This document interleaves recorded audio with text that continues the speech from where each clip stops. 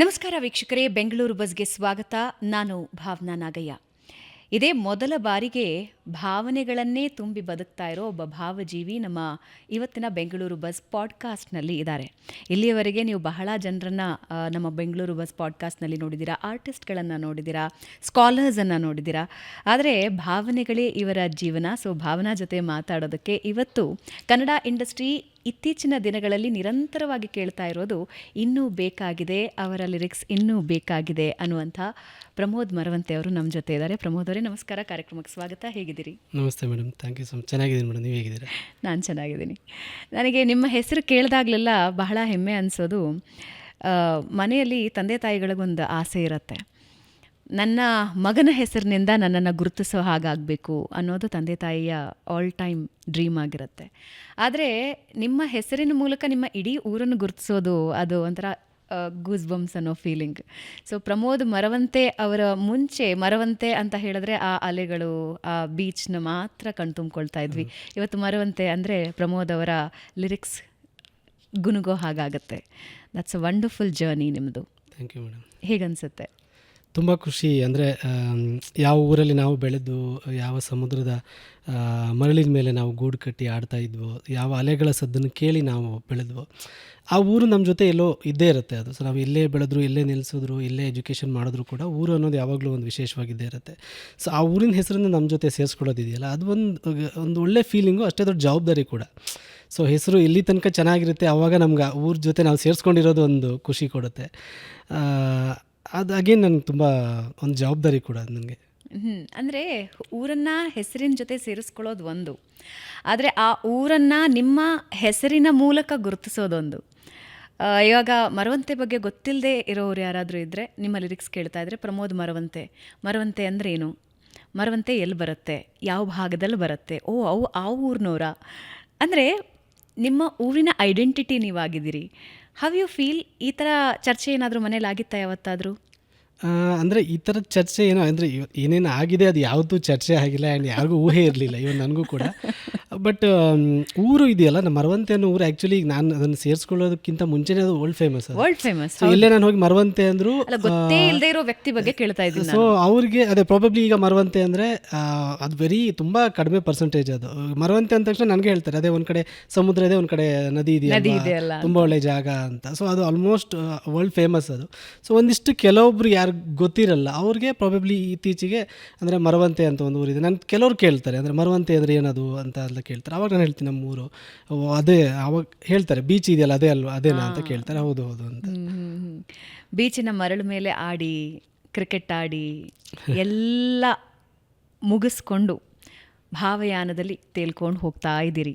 And industry ಇನ್ನೂ ಬೇಕಾಗಿದೆ, ಇನ್ನೂ ಬೇಕಾಗಿದೆ ಅಂತ ನಿಮ್ಮ ಹಾಡುಗಳನ್ನು ಕೇಳ್ತಾ ಇದೆ, ನಿಮ್ಮ ಲಿರಿಕ್ಸ್ಗಳನ್ನು ಕೇಳ್ತಾ ಇದೆ. House life? ಹೇಗಿದೆ ಲೈಫ್? ಚೆನ್ನಾಗಿದೆ. ಅಂದರೆ ಎರಡು ನಮಗೆ ಪ್ರೊಫೆಷನ್ ಮತ್ತು ಪ್ಯಾಷನ್ ಅನ್ನೋ ಒಂದು ಪ್ರಪಂಚಕ್ಕೆ ಯಾವಾಗ ನಾವು ಧುಮುಕ್ತೀವಿ, ಯಾವಾಗ ಕಾಲೇಜಿಂದ ಇದು ಮಾಡ್ತೀವಿ, ಸೊ 10ರಲ್ಲಿ ಒಂದು 8 ಜನಕ್ಕೆ ಪ್ಯಾಷನ್ ಫಾಲೋ ಮಾಡಬೇಕು ಅಂತ ಆಸೆ ಇರುತ್ತೆ. ಬಟ್ ಬಹುತೇಕ ಜನರಿಗೆ ಏನಾಗುತ್ತೆ ಅಂದರೆ ಕಮಿಟ್ಮೆಂಟ್ಸ್ ಅಂತ ಅಡ್ಡ ಬರುತ್ತೆ, ಅಥವಾ ಏನೇನೋ ವಿಚಾರಗಳು ಇದಾಗುತ್ತೆ. ಅವರು ಕೆಲವೊಬ್ಬರು ಹೋಗಿ ಇಂಡಸ್ಟ್ರಿಗೆ ಬಂದರೂ ಕೂಡ ರಾಂಗ್ ಪೀಪಲ್ ಜೊತೆ ಇದಾಗ್ತಾರೆ, ಅಥವಾ ರಾಂಗ್ ದಾರಿಯಲ್ಲಿ ಇದಾಗ್ತಾರೆ. ಪಾಪ ಅವ್ರಿಗೆ ಸ್ಟ್ರಗಲ್ಗಳಿಂದಾಗಿ ಮತ್ತೆ ಇಲ್ಲಿ ಬೇಡ, ಇದು ನನಗೆ ಸೇಫಾಗಿ ಆರಾಮಾಗಿ ಒಂದು IT ಯಾವುದೊಂದು ಜಾಬಲ್ಲಿ ಇರೋಣ ಅಂತೇಳಿ ವಾಪಸ್ ಹೋಗ್ತಾರೆ. ಸೊ ಈ ಥರದ್ದೆಲ್ಲ ಆಗೋ ಮಧ್ಯೆ ಎಲ್ಲೋ ಒಂದಿಷ್ಟು ಜನಕ್ಕೆ ಒಂದು ಅದೃಷ್ಟ ಆಗಿರ್ಬೋದು, ಅಥವಾ ನಮ್ಮ ತಂದೆ ತಾಯಿ ಮಾಡಿರೋ ಪುಣ್ಯನೋ ಗೊತ್ತಿಲ್ಲ, ಅದು ಒಂದು ದಾರಿ ನಮ್ಮನ್ನು ನೇರವಾಗಿ ಕರ್ಕೊಂಬರುತ್ತೆ ಗೊತ್ತಾ, ಮುಂದೆ ಇಂಡಸ್ಟ್ರಿಗೆ ಒಳಗಡೆ ಸೆಳ್ಕೊಳ್ಳುತ್ತೆ.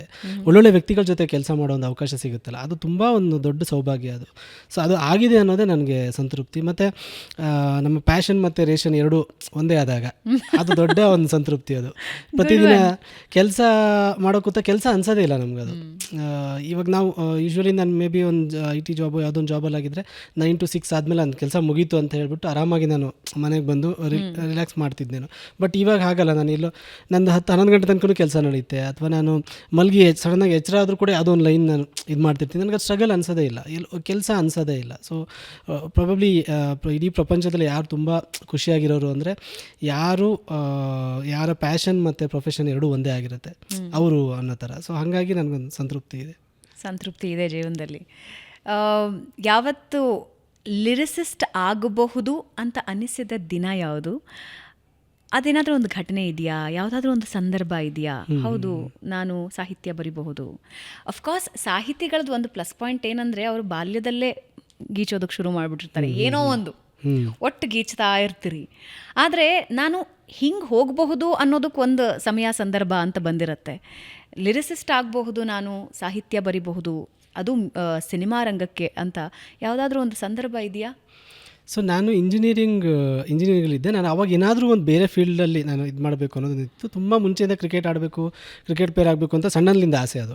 ಬಟ್ ಕ್ರಮೇಣ ಹೋಗ್ತಾ ಹೋಗ್ತಾ ಗೊತ್ತಾಗುತ್ತೆ ನಮಗೆ, ಇದು ನಾವು ತುಂಬ ಮುಂಚೆನೇ ಟ್ರೈನಿಂಗ್ ತೊಗೋಬೇಕಿತ್ತು, ತುಂಬ ಅಕಾಡೆಮಿಗೆ ಜಾಯ್ನ್ ಆಗಿ ಅದೆಲ್ಲ ಯಾವುದೂ ಸಾಧ್ಯ ಆಗಿಲ್ಲ ನಮಗೆ, ಇದಾಗಲ್ಲ ಅನ್ನೋದೊಂದು ಗೊತ್ತಾಗ್ಬಿಡುತ್ತೆ. ಆವಾಗ ನನಗೆ ಸಿನಿಮಾ ಅನ್ನೋದು ಮುಂಚೆಯಿಂದ 4 ಗಂಟೆ ಸಿನಿಮಾ ನಾವು ಏನು ನೋಡ್ತಿದ್ವಲ್ಲ ಚಿಕ್ಕವ್ರು ಇರ್ಬೇಕಾದ್ರೆ, ಅಲ್ಲಿಂದನೂ ಸಿನಿಮಾ ಸೆಳ್ತಾ, ಹಾಡುಗಳು ಸೆಳ್ತಾ, ಕನ್ನಡ ಸಿನಿಮಾಗಳಂದ್ರೆ ಸಿಕ್ಕಾಪಟ್ಟೆ ಇಷ್ಟ. ಬಟ್ ಎಲ್ಲೂ ಸಾಹಿತ್ಯ ಕ್ಷೇತ್ರ ಇದ್ರ ಬಗ್ಗೆ ಏನೂ ಅಷ್ಟು ಜ್ಞಾನ ಇಲ್ಲ. ಎಲ್ಲೋ ನಾವು ಈ ಬಾಲಮಂಗಳ ಇದೆಲ್ಲ ನೋಡ್ತೀವಿ. Sorry to interrupt. ಚಿಕ್ಕ ವಯಸ್ಸಿನಲ್ಲಿ ಸಿನಿಮಾ ನೋಡ್ತಾ ಇದ್ರಿ, ಸಾಹಿತ್ಯ ಅಂದರೆ ಹಾಡುಗಳನ್ನ ಕೇಳ್ತಾ ಇದ್ರಿ ಅಂತ. ತುಂಬ ಕಾಡಿದ ಸಾಹಿತ್ಯ ಯಾವುದು ಚಿಕ್ಕ ವಯಸ್ಸಿನಲ್ಲೇ ಬಾಯಿಗೆ ಹಿಂಗೆ ಬರ್ತಾ ಇತ್ತು ನನಗೆ ಯಾವಾಗಲೂ ಅಂತ? ಅಂದರೆ ಆವಾಗ ಯಾವುದು ನಮಗೆ ಟೇಪ್ ರೆಕಾರ್ಡ್ರ್ ಇದರಲ್ಲಿ ಯುಗದಲ್ಲಿ ಯಾವ ಕ್ಯಾಸೆಟ್ ನಮ್ಮ ಮನೆಗೆ ಬರುತ್ತೆ ಗೊತ್ತಾ, ಆ ಹಾಡುಗಳೆಲ್ಲ ಸೂಪರ್ ಹಿಟ್ ಅನ್ನೋ ಥರ. ಸೊ ನನಗೆ ಈಗಲೂ ನೆನಪಿದೆ, ನಮ್ಮ ಮನೇಲಿ ಸ್ಪರ್ಶ ಸಿನಿಮಾ ಕ್ಯಾಸೆಟ್ ಇತ್ತು, ಸುದೀಪ್ ಸರ್ದು. ಮಾಂಗಲ್ಯಂ ತಂತು ನಾನಿನ ಕ್ಯಾಸೆಟ್ ಇತ್ತು. ಆಮೇಲೆ ನಲಿವಾ ಗುಲಾಬಿ ಹೂವೆ ಅಂತ ಅದು ಕ್ಯಾಸೆಟ್ ಸೀರೀಸು. ಬಟ್ ಅದರಲ್ಲಿ ಏನು ಮಾಡೋದು, ಎಲ್ಲ ಬೇರೆ ಬೇರೆ ಸಿನಿಮಾಗಳದ್ದು ಹಾಕ್ಬಿಟ್ಟು ಮಿಕ್ಸ್ ಮಾಡಿಬಿಟ್ಟು ಇದು ಮಾಡೋರಲ್ಲ, ಆ ಥರದ್ದು. ನನಗೆ ಸ್ಪರ್ಶ ಸಿನಿಮಾದ ಹಾಡುಗಳು ತುಂಬ ಇಷ್ಟ. ಫ್ರೆಂಡ್ಸ್ ಅಂತ ಒಂದು ಸಿನಿಮಾ ಬಂದಿತ್ತು, ಹಾಡುಗಳು ದೊಡ್ಡ ಮಟ್ಟದ ಹಿಟ್. ಅವಾಗ ಲಿರಿಕ್ಸ್ ಏನು ನಮ್ಗೆ ಅರ್ಥನೇನೋ ಗೊತ್ತಿಲ್ಲ, ಒಟ್ಟು ಹಾಡ್ಕೋತಾ ಇರ್ತಿದ್ವಿ ನಾವು. ಸೊ ಆ ಟೈಮಲ್ಲಿ ಅದೇ ಹಾಡುಗಳು ಮತ್ತು ಸಿನಿಮಾ, 4 ಗಂಟೆ ಸಿನಿಮಾ. ಸೊ ಈ ಥರದ್ದು ಒಂದು ಸಿನಿಮಾ ಹಾಡುಗಳ ಗೀಳಿತ್ತು ಬಿಟ್ರೆ ಎಲ್ಲೂ ನಮಗೆ ಅದು ಸಾಹಿತ್ಯ ಕ್ಯಾಸೆಟ್ಗಳ ಹಿಂದೆಲ್ಲ ನೋಡ್ತಿದ್ವಿ. ಸಾಹಿತ್ಯ ಕೆ ಕಲ್ಯಾಣ್ ಅಂತ ಇರೋದು, ಸಾಹಿತ್ಯ ಹಂಸಲೇಖ ಅಂತ ಇರೋದು, ಅದನ್ನು ನೋಡ್ತಿದ್ವಿ ಬಿಟ್ರೆ ಎಲ್ಲೂ ನಮಗೆ ಆ ಥರ ಸೀರಿಯಸ್ ಆಗಿ ಅದು ಪ್ರೊಫೆಷನ್ ಆಗುತ್ತೆ ಅಥವಾ ಸಾಹಿತ್ಯ ಅಂತ ಒಂದಿದೆ ಅದನ್ನು ಓದಬೇಕು ಬುಕ್ಗಳನ್ನು ಅದೇನೂ ಇರಲಿಲ್ಲ. ಈ ಬಾಲಮಂಗಳ ತುಂತುರು ಎಲ್ಲ ಓದ್ತಿದ್ವಿ ಅಷ್ಟೇ. ಒಂದು ಸುಮ್ಮನೆ ಆ ಡಿಂಗ ಅನ್ನೋ ಕ್ಯಾರೆಕ್ಟ್ರು, ಲಂಬೋದರ ಅನ್ನೋ ಕ್ಯಾರೆಕ್ಟ್ರು, ಏನೋ ಒಂದು ಅದು ನಮ್ಗೆ ಏನೇ ಅಂದರೂ ಒಂದು ಹೀರೋ ಥರ, ಲಂಬೋದರನೇ ಹೀರೋ, ಡಿಂಗನೇ ಹೀರೋ ಅನ್ನೋ ಥರ ಆ ಫ್ಯಾಂಟಸಿಗಳು. ಸೊ ಆ ಥರ ಇದ್ದ ನನಗೆ ಇಂಜಿನಿಯರಿಂಗ್ ಟೈಮಲ್ಲಿ ನಾನು ನನಗೆ ಸಾಂಗ್ಗಳನ್ನು ಕೇಳ್ತಾ ಒಂದಿಷ್ಟು ಬಸ್ಸಲ್ಲಿ ಹೋಗ್ತಾ ಹೀಗೆ ಸಾಂಗ್ಸ್ಗಳನ್ನ ಕೇಳ್ತಾ ನನಗೆ ಅರೆ ಇದು ಎಷ್ಟು ಸಿಂಪಲಾಗಿ ಎಷ್ಟು ಆಳವಾಗಿ ಹೇಳ್ತಾರಲ್ವ ಸಿನಿಮಾ ಸಾಹಿತ್ಯದಲ್ಲಿ. ಅಂದರೆ ಸಿಂಪಲ್ ಆಗಿದೆ ಅನ್ನೋ ಕಾರಣಕ್ಕೆ ನಮ್ಗೆ ಅನಿಸುತ್ತೆ ಬರಿಬೋದು, ಎಲ್ಲರೂ ಬರಿಬೋದು ಅನ್ನೋ ಥರದೇ ಅನಿಸುತ್ತೆ ಅದು. ಸೊ ನಾನೇನು ಮಾಡ್ತೀನಿ, ಒಂದಿನ ಒಂದು ಖಾಸಗಿ ಚಾನಲಲ್ಲಿ ಒಂದು ರಿಯಾಲಿಟಿ ಶೋ ನಡೀತಾ ಇರುತ್ತೆ. ಅದರಲ್ಲಿ ಅದು ಪ್ರಾಬಬ್ಲಿ ಫಸ್ಟ್ ಟೈಮ್ ನಡೆದಿದ್ದು ಅನಿಸುತ್ತೆ, ಲಿರಿಸಿಸ್ಟ್ಗೋಸ್ಕರ ರಿಯಾಲಿಟಿ ಶೋ. ಅದು ಆಲ್ರೆಡಿ ಇರೋ ಹಾಡಿಗೆ ಒಂದು 2 hours ಟೈಮ್ ಕೊಡ್ತಾರೆ. ನೀವು ಅದಕ್ಕೆ ಲಿರಿಕ್ಸ್ ಬರ್ಕೊಂಬಂದು ಅಲ್ಲಿ ಜಡ್ಜಸ್ ಮುಂದೆ ಅದನ್ನು ಒಬ್ಬರು ಸಿಂಗರ್ ಹಾಡ್ತಾರೆ. ಅದನ್ನು ಆವಾಗ ಲಿರಿಕ್ಸ್ ಮೇಲೆ ಅದನ್ನು ಜಡ್ಜ್ಮೆಂಟ್ ಕೊಡ್ತಾಯಿದ್ರು. ನಾನು ಇದನ್ನು ನೋಡಿಬಿಟ್ಟು ಅರೆ ಇದು ತುಂಬ ಇಂಟ್ರೆಸ್ಟಿಂಗ್ ಆಗಿದೆಯಲ್ಲ, ನಾನೇ ಟ್ರೈ ಮಾಡಬಾರ್ದು ಅಂತ ಹೇಳಿ ಆಗ ಇದ್ದಂಥ ಒಂದಿಷ್ಟು ಹಿಟ್ ಹಾಡುಗಳಿಗೆ ನನ್ನ ವರ್ಷನ್ ಆಫ್ ಲಿರಿಕ್ಸ್ ಬರೆಯೋಕ್ಕೆ ಶುರು ಮಾಡಿದೆ. ಸೊ ಇಂಜಿನಿಯರಿಂಗ್ ಟೈಮಲ್ಲಿ ಸ್ವಲ್ಪ ಜಾಸ್ತಿ ಫ್ರೀ ಟೈಮ್ ಇರುತ್ತೆ ನಮಗೆ, ಏನು ಮಾಡೋದು ಗೊತ್ತಾಗಲ್ಲ. ಸೊ ಅಂಥ ಟೈಮಲ್ಲಿ ಬರೆಯೋದಕ್ಕೆ ಶುರು ಮಾಡಿ ನನಗೆ ನಾನು ಬರಿತಾ ಇದ್ದಾಗಾರೆ ನಾನು ಚೆನ್ನಾಗಿ ಬರಿತಿದ್ದೀನಿ ಏನೋ ಅಂತ ನನಗೆ ಆ ಮೂಮೆಂಟಲ್ಲಿ ಅನ್ನಿಸ್ತು. ಚೆನ್ನಾಗಿದೆ ಇದು ಏನೋ ಹೊಸದಾಗಿದೆ, ಏನೋ ಇದೆ ಅನ್ಸೋಕ್ಕೆ ಶುರು ಆದಾಗ ಮತ್ತೆ ಒಂದಿಷ್ಟು ಕವಿತೆಗಳನ್ನೆಲ್ಲ ಫೇಸ್ಬುಕ್ಕಲ್ಲಿ ಬರೆದು ಹಾಕೋಕ್ಕೆ ಶುರು ಮಾಡಿದೆ. ಸಿಕ್ಕಾಪಟ್ಟೆ ಬುಕ್ಸ್ ಓದೋಕ್ಕೆ ಶುರು ಮಾಡಿದೆ. ಅದು ಕ್ರಮೇಣ ನನಗೆ ಓಕೆ ನಾನು ಟ್ರೈ ಮಾಡೋಣ, ಸಿನಿಮಾ ರಂಗಕ್ಕೆ ಟ್ರೈ ಮಾಡೋಣ, ಡೈಲಾಗ್ಸ್ಗಳು ಒಂದಿಷ್ಟು ಬರೆಯೋಕ್ಕೆ ಶುರು ಮಾಡಿದೆ. ಸೊ ನಾನು ಡೈಲಾಗ್ ರೈಟರ್ ಆಗಿ ಲಿರಿಸಿಸ್ಟ್ ಆಗಿ ನಾನು ಹೋಗೋಣ. ಅಂದರೆ ನನ್ನ ತಲೆಯಲ್ಲಿ ಏನಿರುತ್ತೆ ಅಂದರೆ ನಾನು ಜಾಬ್ ಮಾಡ್ತಾಯಿದ್ರು ಕೂಡ ರೈಟರ್ ಆಗಿರೋದ್ರಿಂದ ಬ್ಯಾಲೆನ್ಸ್ ಮಾಡ್ಬೋದು ಬಹುಶಃ ಇದನ್ನು ಎರಡನ್ನೂ ಅಂತ ಅಂದ್ಕೊಂಡೆ. ಸೊ ಆವಾಗ ನಾನು ಡಿಸೈಡ್ ಆಗಿದ್ದು ರೈಟರ್ ಆಗಬೇಕು ಸಿನಿಮಾ ಇಂಡಸ್ಟ್ರಿಯಲ್ಲಿ ಅಂತ. ರೈಟರ್ ಆದ್ರಿ, ಅಸಿಸ್ಟೆಂಟ್ ಡೈರೆಕ್ಟರ್ ಆದ್ರಿ, ಅಂತಿಮವಾಗಿ ಲಿರಿಸಿಸ್ಟ್ ಆಗಿ ನಿಮ್ಮ ಜೀವನ ಕಂಡುಕೊಂಡಿದ್ದೀರಿ. ಆದರೆ ಒಂದು ಇನ್ಸ್ಪಿರೇಷನ್ ಅಂತ ಯಾವಾಗಲೂ ಲೈಫಲ್ಲಿ ಇದ್ದೇ ಇರುತ್ತೆ. Who was your inspiration? ಆ ಆರಂಭಿಕ ದಿನಗಳಲ್ಲಿ ಯಾರ ಸಾಹಿತ್ಯ ಬಹಳ ಕಾಡ್ತಿತ್ತು ನಿಮಗೆ? ನಮಗೆ ಸೀರಿಯಸ್ಲಿ ನಾವು ಒಬ್ಬ ಸಿನಿಮಾ ಸಾಹಿತಿಗಳನ್ನು ತುಂಬ ಸೀರಿಯಸ್ ಆಗಿ ಅವ್ರ ಹೆಸರು, ಅವ್ರ ಬಗ್ಗೆ ಎಲ್ಲ ಕುತೂಹಲದಿಂದ ತಿಳ್ಕೊಳ್ಳೋಕೆ ಶುರು ಮಾಡಿದ್ದು ಮುಂಗಾರು ಮಳೆ ಬಂದಾಗ, ಜಯಂತ್ ಕಾಯ್ಕಿಣಿ ಅವ್ರದ್ದು. ಅಂದರೆ ಮುಂಗಾರು ಮಳೆಯ ಒಂದು ಪ್ರತಿಯೊಂದು, ನಾನು ಹಾಸ್ಟೆಲಲ್ಲಿ ಇದ್ದಿದ್ದು ನವೋದಯ ಅಂತ, ಅಲ್ಲಿ ನಿಮಗೆ TV ಇಲ್ಲ, ಫೋನ್ ಇಲ್ಲ, ಏನೂ ಇಲ್ಲ ನಮಗೆ. ಯಾರೋ ಒಬ್ಬರು ರಜೆಗೆ ಹುಷಾರಿಲ್ಲ ಅಂತ ಮನೆಗೆ ಹೋಗಿ ಬರೋರು, ಮನೆಗೆ ಹೋಗುವ 2 ದಿನ TV ನೋಡ್ಕೊಂಡು ನ್ಯೂಸ್ ನೋಡ್ಕೊಂಡು ಏನೋ ಬಂದು ಹೇಳೋಣ, ಅದನ್ನು ಬಂದು ಹೇಳೋಣ, ಈ ಥರ ಹಾಡು ಬರ್ದಿರೋದು ಹಿಂಗಂತೆ, ಅದ್ರ ಕತೆ ಹಿಂಗಂತೆ, ಮುಂಗಾರು ಮಳೆ ಮೊಲ ಈ ಥರ ಇತ್ತಂತೆ, ಈ ಥರ ಶೂಟ್ ಮಾಡೋದ್ರಂತೆ, ಅವ್ನು ಹೇಳಿರೋದು ಇಡೀ ಸ್ಕೂಲ್ ತುಂಬ ಇದಾಗೋದು. ಸೊ ಆ ಥರ ಅನಿಸ್ತಿದೆ ಯಾಕೋ ಹಾಡು ಸಿಕ್ಕಾಪಟ್ಟೆ ವೈರಲ್ ಆಗಿತ್ತು. ನಾವು ರಜೆ ಮುಗಿಸ್ಕೊಂಡು ಹೋದಾಗ ನಮಗೆ ಆ ಇನ್ಫಾರ್ಮೇಷನ್ ಬಂತು, ಇದನ್ನು ಬರ್ದಿರೋರು ಯಾರೋ ಜಯಂತ್ ಕಾಯ್ಕಿಣಿ ಅಂತೆ, ಕುಣಿದು ಬಾರೇನೋ ಅವರೇ ಬರ್ದಿರೋದಂತೆ ಅನಂತರ ಸೊ ಆವಾಗ ನಮ್ಗೆ ಅದೊಂದು ಹೆಸರು ಕೇಳಿದ್ವಿ. ಆಮೇಲೆ ನಾವು ಕ್ರಮೇಣ PUC ಎಲ್ಲ ಬರ್ತಾ ಇದ್ದಂಗೆ ಅವರದ್ದೊಂದು ಹಾಡುಗಳು ಬಂದಾಗ ಈ ಮನಸಾರೆ ಈಗಲೂ ನೆನಪಿದೆ, ಎಲ್ಲೋ ಮಳೆಯಾಗಿದೆ ಎಂದು, ಇದು ಅವರೇ ಬರೆದಿದಂತೆ, ಗಾಳಿಪಟದ ಹಾಡುಗಳು ಇವರೇ ಬರೆದಿರೋದಂತೆ. ಸೊ ಆ ಹೆಸರುಗಳನ್ನು ಕೇಳ್ತಾ ಕೇಳ್ತಾ ಕೇಳ್ತಾ ಆಮೇಲೆ ನಮಗೆ ಎಕ್ಸ್ಪಾಂಡ್ ಆಗ್ತಾ ಹೋಯಿತು. ನಮಗೆ ಉದಯಶಂಕರ್ ಅವರು, ಆರ್ ಎನ್ ಜಯಗೋಪಾಲ್ ಅವರು, ನಾವೇನು ಟಿ ವಿಯಲ್ಲಿ ಕೇಳ್ತಿದ್ವಲ್ಲ, ಇವರೆಲ್ಲ ಸಾಹಿತಿಗಳು. ಹಂಸಲೇಖ ಅವರು ಇಷ್ಟೊಂದು ಬರೆದಿದ್ದಾರೆ, ನಾಗೇಂದ್ರ ಪ್ರಸಾದ್ ಅವರು, ಕವಿರಾಜ್ ಅವರು, ಯೋಗರಾಜ್ ಭಟ್ರು ಬರೀತಿದ್ದಾರೆ ಇವಾಗ. ಸೊ ಈ ಥರದ್ದೆಲ್ಲ ನಮಗೆ ಸಾಹಿತ್ಯ ಪ್ರಪಂಚಕ್ಕೆ ನಾವು ಅವರು ನಮಗೆ ಪರಿಚಯ ಆಗ್ತಾ ಹೋದರು. ಅಲ್ಲಿಂದ ಒಂದಿಷ್ಟು ಕರೆಕ್ಟ್, ಅಲ್ಲಿಂದ ಒಂದಿಷ್ಟು ನನಗೆ ಯಾವ ಹಾಡು ಕೇಳಿದ್ರು ಒಂದು ಇನ್ಸ್ಪಿರೇಷನ್ ಅನ್ಸೋದು. ಈಗ ಅವಾಗ ಸಂಜು ವೆಟ್ಸ್ ಗೀತ ಎಲ್ಲ ತುಂಬ ಬ್ಲಾಕ್ ಬಸ್ಟರ್ ಹಿಟ್ ಆಲ್ಬಮ್. ಅದನ್ನು ಕೇಳಬೇಕಾದ್ರೆ ಎಷ್ಟು ಚೆನ್ನಾಗಿ ಬರೆದಿದ್ದಾರಲ್ಲ ಕವಿರಾಜ್ ಅವರು ಅನ್ಸೋದು. ಈ ಗಾಳಿಪಟದ್ದು ಕೇಳಿದಾಗ ಜಯಂತ್ ಸರ್ ಆಗಿರ್ಬೋದು, ಹೃದಯೇಶ್ ಇವರೆಲ್ಲ ಎಷ್ಟು ಚೆನ್ನಾಗಿ ಬರೆದಿದ್ದಾರೆ ಅನ್ಸೋದು. ಸೊ ಇದೇ ಥರ ಅದು ಒಂದು ಸಾಹಿತ್ಯದ ಒಂದು ಇಂಟ್ರೆಸ್ಟ್ ಬೆಳೀತಾ ಹೋಯಿತು ನಮಗೆ. ಜಸ್ಟ್ ಅದನ್ನು ಅಪ್ಕೋಬೇಕಷ್ಟೇ, ಆಮೇಲೆ ಅದನ್ನು ನಿಮ್ಮನ್ನು ಬಿಡೋದೇ ಇಲ್ಲ ಅಂತ ಅನ್ಸುತ್ತೆ. ಈ ಸಾಹಿತ್ಯ ಬರವಣಿಗೆ ಇರುತ್ತಲ್ಲ, ಅದು ಎಲ್ರಿಗೂ ಒಲಿಯುವಂಥದ್ದಲ್ಲ. ಅಂದರೆ ಆ ಒಂದು ಭಾವನೆನ ಸಾಹಿತ್ಯಕ್ಕಿಂತ ಚೆನ್ನಾಗಿ ಯಾರೂ ಅರ್ಥ ಮಾಡಿಸೋದಕ್ಕೆ ಸಾಧ್ಯ ಇಲ್ಲ ಅಂತಾರೆ. ಒಂದು ಮ್ಯೂಸಿಕ್ಕು, ಇನ್ನೊಂದು ಸಾಹಿತ್ಯ, ಎರಡರ ಸಮ್ಮಿಲನ ಮನುಷ್ಯನ ಮನಸ್ಸನ್ನು ಮುಟ್ಟುತ್ತೆ ಅಂತಾರೆ. ಈಗ ಸಾಹಿತ್ಯ ಹುಟ್ಟಬೇಕು ಅಂದರೆ ಆ್ಯಸ್ ಅ ಲಿರಿಸಿಸ್ಟ್ ಏನು ವಾತಾವರಣ ಇರಬೇಕು? ನಾನಂತೂ ಕೆಲವು ಕಡೆ ಕೇಳ್ಪಟ್ಟಿದ್ದೀನಿ, ಒಂದು ಕಥೆ ಬರಿಬೇಕು ಅಂದರೆ ಒಂದು ಕಾಡಲ್ಲಿ ಹೋಗಿ ಕೂತ್ಕೊಂಡ್ಬಿಡ್ತಾರೆ, ಅಥವಾ ಒಂದು ಐಸೋಲೇಟೆಡ್ ಪ್ಲೇಸಲ್ಲಿ ಹೋಗ್ತಾರೆ ಅಂತ. ಸಾಹಿತಿಯಾಗಿ ನಮ್ಮ ಜೊತೆ ಶೇರ್ ಮಾಡೋದಾದರೆ, ಇವಾಗ ಯಾರೋ ಒಂದು ಸಾಂದರ್ಭಿಕ ಬಂದು ಹೇಳಿರ್ತಾರೆ, ಇಂತಿಂಥ ಸಂದರ್ಭ, hero heroine what ever it is. So ನಿಮ್ಮ ಮನಸ್ಸಿನಲ್ಲಿ ಅದು ತಕ್ಷಣಕ್ಕೆ ಬಂದುಬಿಡಬೇಕು, ಆ ನಿಮಿಷಕ್ಕೆ ಆಗಿಬಿಡ್ಬೇಕು ಅಂತಲೂ ಇಲ್ಲ, ಆ ನಿಮಿಷಕ್ಕೆ ಸಿಗಬಾರ್ದು ಅಂತಲೂ ಇಲ್ಲ. ಸಿಚುವೇಶನ್ ಹೆಂಗಿರುತ್ತೆ? ನಿಮ್ಮ ಮನಸ್ಸಿನಲ್ಲಿ ಹಾಡು ಹುಟ್ಟೋ ಸಮಯ ಹೇಗಿರುತ್ತೆ? ಸೊ ನಮಗೆ ಹೆಂಗಾಗುತ್ತೆ ಅಂದರೆ, ಸಿನಿಮಾ ಸಾಹಿತ್ಯದ ವಲಯದಲ್ಲಿ ನಾವು ಬರಿತಾ ನಮಗೊಂದಿಷ್ಟು ವರ್ಕ್ ಪ್ರೆಷರು ಅದು ಇದು. ಸೊ ಹಾಗಾಗಿ ನಾವು ಜಾಸ್ತಿ, ನನಗೆ ಈಗಲೂ ನನಗೊಂದು ಸಮುದ್ರದ ಎದುರುಗಡೆ ಹೋಗಿ ಕೂತ್ರೆ ನನಗೆ ಬರೆಯೋಕ್ಕಾಗಲ್ಲ. ಬಿಕಾಸ್ ನಾನು ಅಲ್ಲಿ ಒಂದು ಚಿಕ್ಕ ಮಗು ಥರ ಸಮುದ್ರ ಎಂಜಾಯ್ ಮಾಡೋಕ್ಕೆ ಶುರು ಮಾಡಿಬಿಡ್ತೀನಿ. ತುಂಬ ಡೈವರ್ಟ್ ಆಗಿಬಿಡುತ್ತೆ ಮೈಂಡು. ನಾನು ಅದನ್ನು ಟ್ರೈ ಕೂಡ ಮಾಡಿದ್ದೀನಿ. ನನಗೆ ಸಮುದ್ರದ ಎದುರುಗಡೆ ಹೋಗಿ ಕೂತ್ರೆ ಬರೆಯೋಕ್ಕಾಗಲ್ಲ. ಎಲ್ಲೋ ಒಂದು ಕೆರೆ ಮುಂದೆ ಅಥವಾ ಪ್ರಶಾಂತವಾದ ಜಾಗದಲ್ಲಿ ಹೋಗಿ ಕೂತು ಕೂಡಲೇ ಅಲ್ಲಿ ನನಗೆ ಬರೆಯೋಕ್ಕಾಗಲ್ಲ. ನನಗೆ ಎಲ್ಲೇ ಇರಲಿ, ನನಗೆ ಒಂದು ಮಾರ್ಕೆಟಲ್ಲಾದರೂ ಓಕೆ, ಎಲ್ಲೇ ಆದರೂ ಓಕೆ, ನನಗೆ ವೈಬ್ರೇಷನ್ ಚೆನ್ನಾಗಿರ್ಬೇಕಲ್ಲಿ. ಆ್ಯಂಡ್ ನನ್ನೊಳಗಡೆ ನನ್ನ ಮೂಡ್ ಚೆನ್ನಾಗಿರಬೇಕು, ಮತ್ತು ವೈಬ್ರೇಷನ್ ಏನು ಇನ್ಪುಟ್ಸ್ ಕೊಡ್ತಿದ್ದಾರೆ ಅವ್ರ ವೈಬ್ರೇಷನ್ ಚೆನ್ನಾಗಿರಬೇಕು. ಸೊ ನನಗೆ ಮೋಸ್ಟ್ ಆಫ್ ದ ಟೈಮ್ ನಾನು ಜಾಸ್ತಿ ಹಾಡುಗಳನ್ನು ಔಟ್ ಆಫ್, ಅಂದರೆ ನನ್ನ ಮನೆಯಿಂದ ಆಚೆ ಬರೆದಿರೋದಂತೂ ಸ್ಟುಡಿಯೋಗಳಲ್ಲಿ. ಸೊ ನನಗೆ ಹೆಚ್ಚಿನ ಮ್ಯೂಸಿಕ್ ಸ್ಟುಡಿಯೋಗಳಲ್ಲಿ ತುಂಬ ಅದ್ಭುತವಾದಂಥ ಒಂದು ವೈಬ್ರೇಷನ್ ಇರುತ್ತೆ. ಸೊ ಅಲ್ಲೊಂದು ಕ್ರಿಯೇಟಿವ್ ವೈಬ್ರೇಷನ್ ಇರುತ್ತೆ.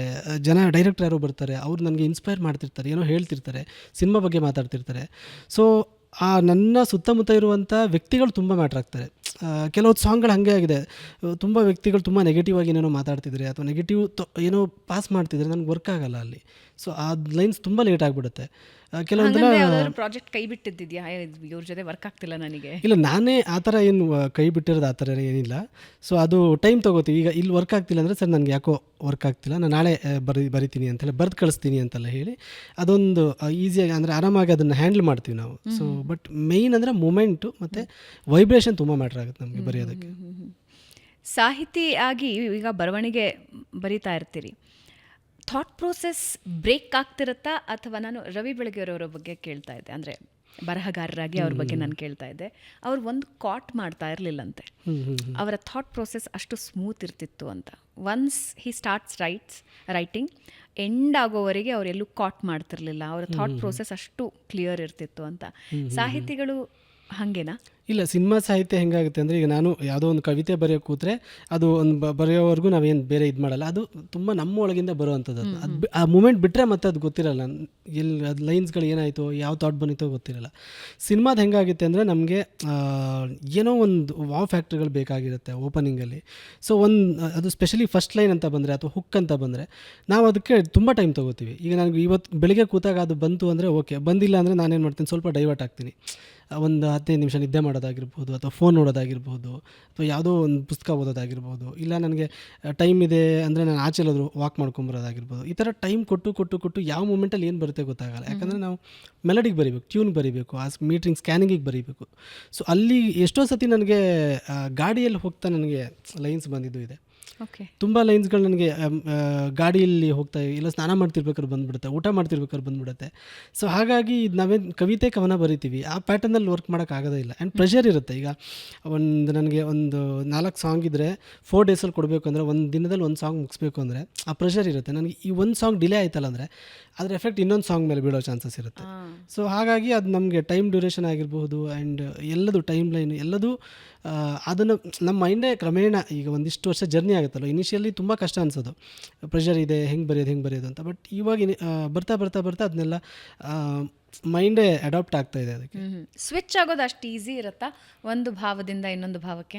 ವಿತಿನ್ ಅ ಡೇ ಆಗ್ಬಿಡತ್ತಾ ಅದು? ಇಲ್ಲ, ಅದು ಇವಾಗ ಈಸಿ ಆಗಿಬಿಟ್ಟಿದೆ ನನಗೆ.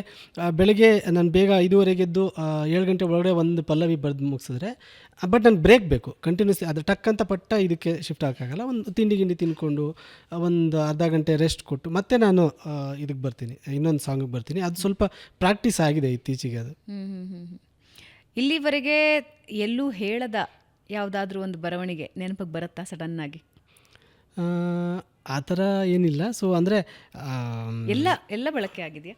ಬಹುತೇಕ ಬಳಕೆ ಆಗಿಲ್ಲ ಅಂದರೆ ಬಹುಶಃ ನಾನೊಂದು ಸೀಕ್ರೆಟಾಗಿ ಇಟ್ಕೊಳ್ಳೋಕೆ ಇಷ್ಟಪಡ್ತೀನಿ, ಗೊತ್ತಿಲ್ಲ, ಎಲ್ಲೋ ಒಂದು ಹಾಡಲ್ಲಿ ಆಗ್ಬೋದು ಅದನ್ನು ಅನ್ನೋ ಕಾರಣಕ್ಕೆ. ಓಕೆ. ಬಟ್ ನನಗೆ ಅಂದರೆ ತುಂಬ ಹಾಡುಗಳು ಈ ಅಂಡರ್ ರೇಟೆಡ್ ಇರುತ್ತೆ, ಕೆಲವೊಂದು ಹಾಡುಗಳು ಗೊತ್ತಾಗಲ್ಲ ಜನರಿಗೆ.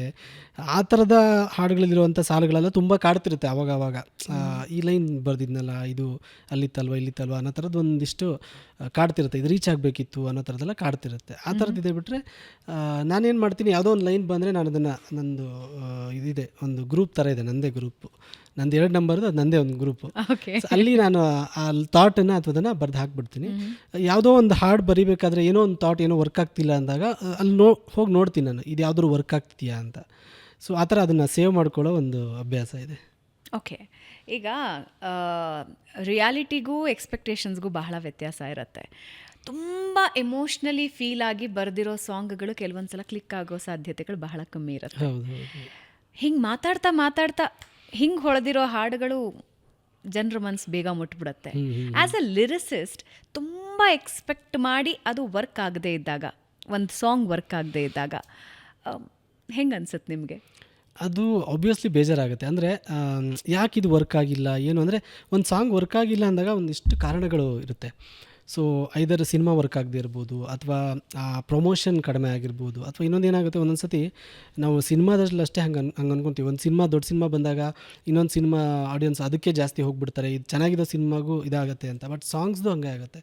ಈಗ ಯಾವುದೋ ನಮ್ಮದು ಒಂದು ಸಾಂಗ್ ಚೆನ್ನಾಗಿ ಹೋಗ್ತಿದೆ ಅಥವಾ ಬಿಟ್ಟಿದ್ದೀವಿ ಅಂದಾಗ ನೆಕ್ಸ್ಟ್ ಡೇ ಇನ್ನೊಂದು ಯಾವುದೋ ದೊಡ್ಡ ಸಿನಿಮಾದು ಅಥವಾ ದೊಡ್ಡ ಹೀರೋದು ಯಾವುದೋ ಒಂದು ಸಾಂಗ್ ಬಂದು ಅದು ಬ್ಲಾಕ್ ಬಸ್ಟರಾಗಿ ಓಡೋಕ್ಕೆ ಶುರುವಾದಾಗ, ಅದು ರೀಲ್ಸ್ಗಳು ಆಗೋಕ್ಕೆ ಶುರುವಾದಾಗ ಮೇ ಬಿ ಇದೆಲ್ಲೋ ಹೈಡ್ ಆಗಿಬಿಡುತ್ತೆ. ಈಗ ಒಬ್ಬ ಮನುಷ್ಯ ಒಂದು ರೀಲ್ಸ್ ಶೂಟ್ ಮಾಡಬೇಕಂದ್ರೆ ಎಷ್ಟು ಕಷ್ಟ ಇದೆ ಅಂತ ಗೊತ್ತು ನಮಗೆ.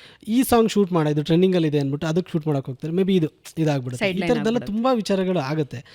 ಸೊ ಬಟ್ ಜೆನ್ಯೂನ್ಲಿ ಯಾವ ಹಾಡು ಆ ಶಕ್ತಿ ಇದೆ, ಅದು ಯಾವತ್ತೋ ಒಂದಿನ ಎತ್ಕೊಂಡ್ಬಿಡುತ್ತೆ, ಯಾವತ್ತೋ ಒಂದಿನ ವೈರಲ್ ಆಗಿಬಿಡುತ್ತೆ. ಸೊ ನಂದು ಆ ಥರ ತುಂಬ ಆಗಿದೆ ಹಾಡುಗಳು. ನನಗೆ ಮುಂಚೆ ನಾನು ಅಂದ್ಕೊಂಡಷ್ಟು ಹಿಟ್ ಆಗಿಲ್ವಲ್ಲ ಅಂತ ಬೇಜಾರಲ್ಲಿರೋ ಹಾಡುಗಳು ತುಂಬ ದಿನ ಆದಮೇಲೆ ವೈರಲ್ ಆಗಿ ಇನ್ನೂ ಬೇಕಾಗಿದ್ದು ಹಾಗೆ ನನಗೆ. ಆ ಟೈಮಲ್ಲಿ ಓಕೆ ಚೆನ್ನಾಗಿದೆ, ಇಂಡಸ್ಟ್ರಿಯಲ್ಲೆಲ್ಲ ಓಡಾಡ್ತಿತ್ತದು, ಬಟ್ ಅದು ಕ್ರಮೇಣ ಇವತ್ತಿಗೂ ಓಡ್ತಾ ಇದೆ. ಅದು ಅಂದರೆ ಹೌದೌದು, ಹೌದು, ಅದು ಹಾಡಿಗೆ ಆ ಶಕ್ತಿ ಇದ್ದರೆ. ಇನ್ನೊಂದು ಎಕ್ಸಾಂಪಲ್ ಕೊಡೋದಾದರೆ, ಮಾನ್ಸೂನ್ ರಾಗ ಸಿನಿಮಾದು ಇತ್ತೀಚೆಗೆ ವೈರಲ್ ಆಗಿತ್ತು, ಮುದ್ದಾದ ಮೂತಿ ಮನ್ಸು ಮರಕೋತಿ. ಸೊ ಅದು ನಾನು ಇನಿಷಿಯಲಿ ಬರಿಬೇಕಾದ್ರೆ ಆಲ್ಮೋಸ್ಟ್ ಒಂದು 3-4 ಇಯರ್ಸ್ ಆಯ್ತು ಅದು ರಿಲೀಸ್ ಆಗಿ. ಬರಿಬೇಕಾದ್ರೆ ನಾನು ಅನೂಪ್ ಸಿಡಿನವರಿಗೆ ಅವ್ರಿಗೆಲ್ಲ ಹೇಳಿದ್ದೇನೆ, ಸರ್ ಇದು ರೀಲ್ಸಲ್ಲೆಲ್ಲ ಹಿಂಗೆ ವೈರಲ್ ಆಗುತ್ತೆ ಸರ್, ಈ ಥರ ಯಾರೇ ಚೆನ್ನಾಗಿರೋರು ಅಥವಾ ಪ್ರಾಣಿಗಳು ಎಲ್ರಿಗೂ ಹಿಂಗೆ ಹಾಕೊಂಡು ವೈರಲ್ ಮಾಡ್ತಾರೆ ಸರ್, ಹಂಗೆ ಹೇಳ್ಕೊಂಡು ಇದು ಮಾಡ್ತಿದ್ದೆ, ಅವ್ರನ್ನ ಕನ್ವಿನ್ಸ್ ಮಾಡ್ತಿದ್ದೆ. ಸೊ ಸಾಂಗ್ ಬಿಟ್ಟಾಗ ತುಂಬ ಜನ ಇಷ್ಟಪಟ್ಟರು. ಅಚ್ಯುತ್ ಸರ್ಗೆ ಫಸ್ಟ್ ಟೈಮ್ ಒಂದು ಸಾಂಗ್ ಇದೆ, ಅಚ್ಯುತ್ ಸರ್ ಫೋನ್ ಮಾಡಿಬಿಟ್ಟೆಲ್ಲ ಮಾತಾಡಿದರು, ಫಸ್ಟ್ ಟೈಮ್ ಕೂಡ ನನಗೆ ಯಾರೋ ಒಂದು ಹಾಡು ಬರೆದಿದ್ದಾರೆ ಅಂತ ಖುಷಿ ಪಟ್ಟಿದ್ರು. ಪಿಕ್ಚರೇಷನ್ ತುಂಬ ಚೆನ್ನಾಗಿತ್ತು. ಬಟ್ ಆ ಹಾಡು ವರ್ಕ್ ಆಗಿಲ್ಲ ನಮಗೆ, ಬಿಕಾಸ್ ನಮ್ಗೆ ಸಿನಿಮಾ ಅಂದ್ಕೊಂಡಂಗೆ ಆಗಲಿಲ್ಲ ಆ ಟೈಮಲ್ಲಿ. ಬಟ್ ರೀಸೆಂಟಾಗಿ ಅದು ವೈರಲ್ ಆಗೋಕ್ಕೆ ಶುರುವಾದಾಗ ನನಗೆ ಅದೇ ಅಗೇನ್ ಮತ್ತೆ ನನಗೆ ಅನಿಸ್ತು, ಅಂದರೆ ಹಾಡಿಗೆ ಆ ಶಕ್ತಿ ಇದ್ದರೆ ಅದು ಯಾವಾಗ ಬೇಕಿದ್ರೆ ರೀಚ್ ಆಗ್ಬೋದು ಅಂತ. ಸೊ ಅದು ಯಾವಾಗಲೂ ಬಿಲೀವ್ ಮಾಡ್ತೀನಿ. ಈಗ ಯಾವುದೋ ಒಂದು ಸಾಂಗ್ ಹಿಟ್ ಆಗಿಲ್ಲ ಅಂದರೆ ಇದೆ, ಅದ್ರ ಟೈಮ್ ಇದೆ, ಅದನ್ನು ಗೊತ್ತಿಲ್ಲ ಯಾವಾಗ ವರ್ಕ್ ಆಗುತ್ತೆ ಅಂತ. ಅಂದರೆ ಈ ಕನ್ಸಿಸ್ಟೆಂಟ್ ಎಫರ್ಟ್ ಬಗ್ಗೆ ಮಾತಾಡ್ತಾ ಇರ್ತಾರೆ. ಅಂದರೆ ಯೂಶ್ವಲಿ ಹೆಂಗಾಗುತ್ತೆ ಅಂತ ಹೇಳಿದ್ರೆ, ಇವಾಗ ಸಕ್ಸಸ್ಸಿಗೆ 100 ದಿನಗಳು 1000 ದಿನಗಳು ಅಂತ ಲೆಕ್ಕ ಹಾಕೋದಕ್ಕಾಗೋದಿಲ್ಲ. ನಾವು ನಮ್ಮ ಪಾಡಿ ಕೆಲಸ ಮಾಡ್ತಾ ಹೋಗ್ತಾ ಇದ್ದಾಗ ಆ 100 ಅಥವಾ 1000 ದಿನಗಳ ಪರಿಶ್ರಮ ಯಾವ ರೀತಿ ವಾಪಸ್ ಬರುತ್ತೆ ಅಂತ ಹೇಳೋದಕ್ಕಾಗೋದಿಲ್ಲ ಅಂತ. ನೀವು ಎಕ್ಸ್ಪೆಕ್ಟೇ ಮಾಡದೇ ಇರುವಂತಹ ಹಿಟ್ ಸಾಂಗ್ ಯಾವುದು ನೀವು ಬರೆದಿರೋದು? ಅಯ್ಯೋ ನಾನು ಹಿಂಗೆ ಎಕ್ಸ್ಪೆಕ್ಟ್ ಮಾಡಿರಲಿಲ್ವಲ್ಲ ಅಂತ ಯಾವುದು? ಅಂದರೆ ಈಗ ಅದು ಬಿಟ್ ಸಾಂಗ್ ಅದು ಆ್ಯಕ್ಚುಲಿ ಇತ್ತೀಚೆಗೆ ವೈರಲ್ ಆಗಿ ಈಗಲೂ ಓಡ್ತಾ ಇರುತ್ತೆ. ಕೋಟಿ ದೇವರ ಮೀರಿದಂತಹ ಒಂದೇ ಒಂದು ದೇವರೇ ಪ್ರೀತಿ. ಅದು ಲವ್ಲಿ ಸಿನಿಮಾದಲ್ಲಿ ಆ್ಯಕ್ಚುಲಿ ನಾನು ಮೇಜರ್ 4 ಹಾಡುಗಳನ್ನು ಬರೆದಿದ್ದೆ.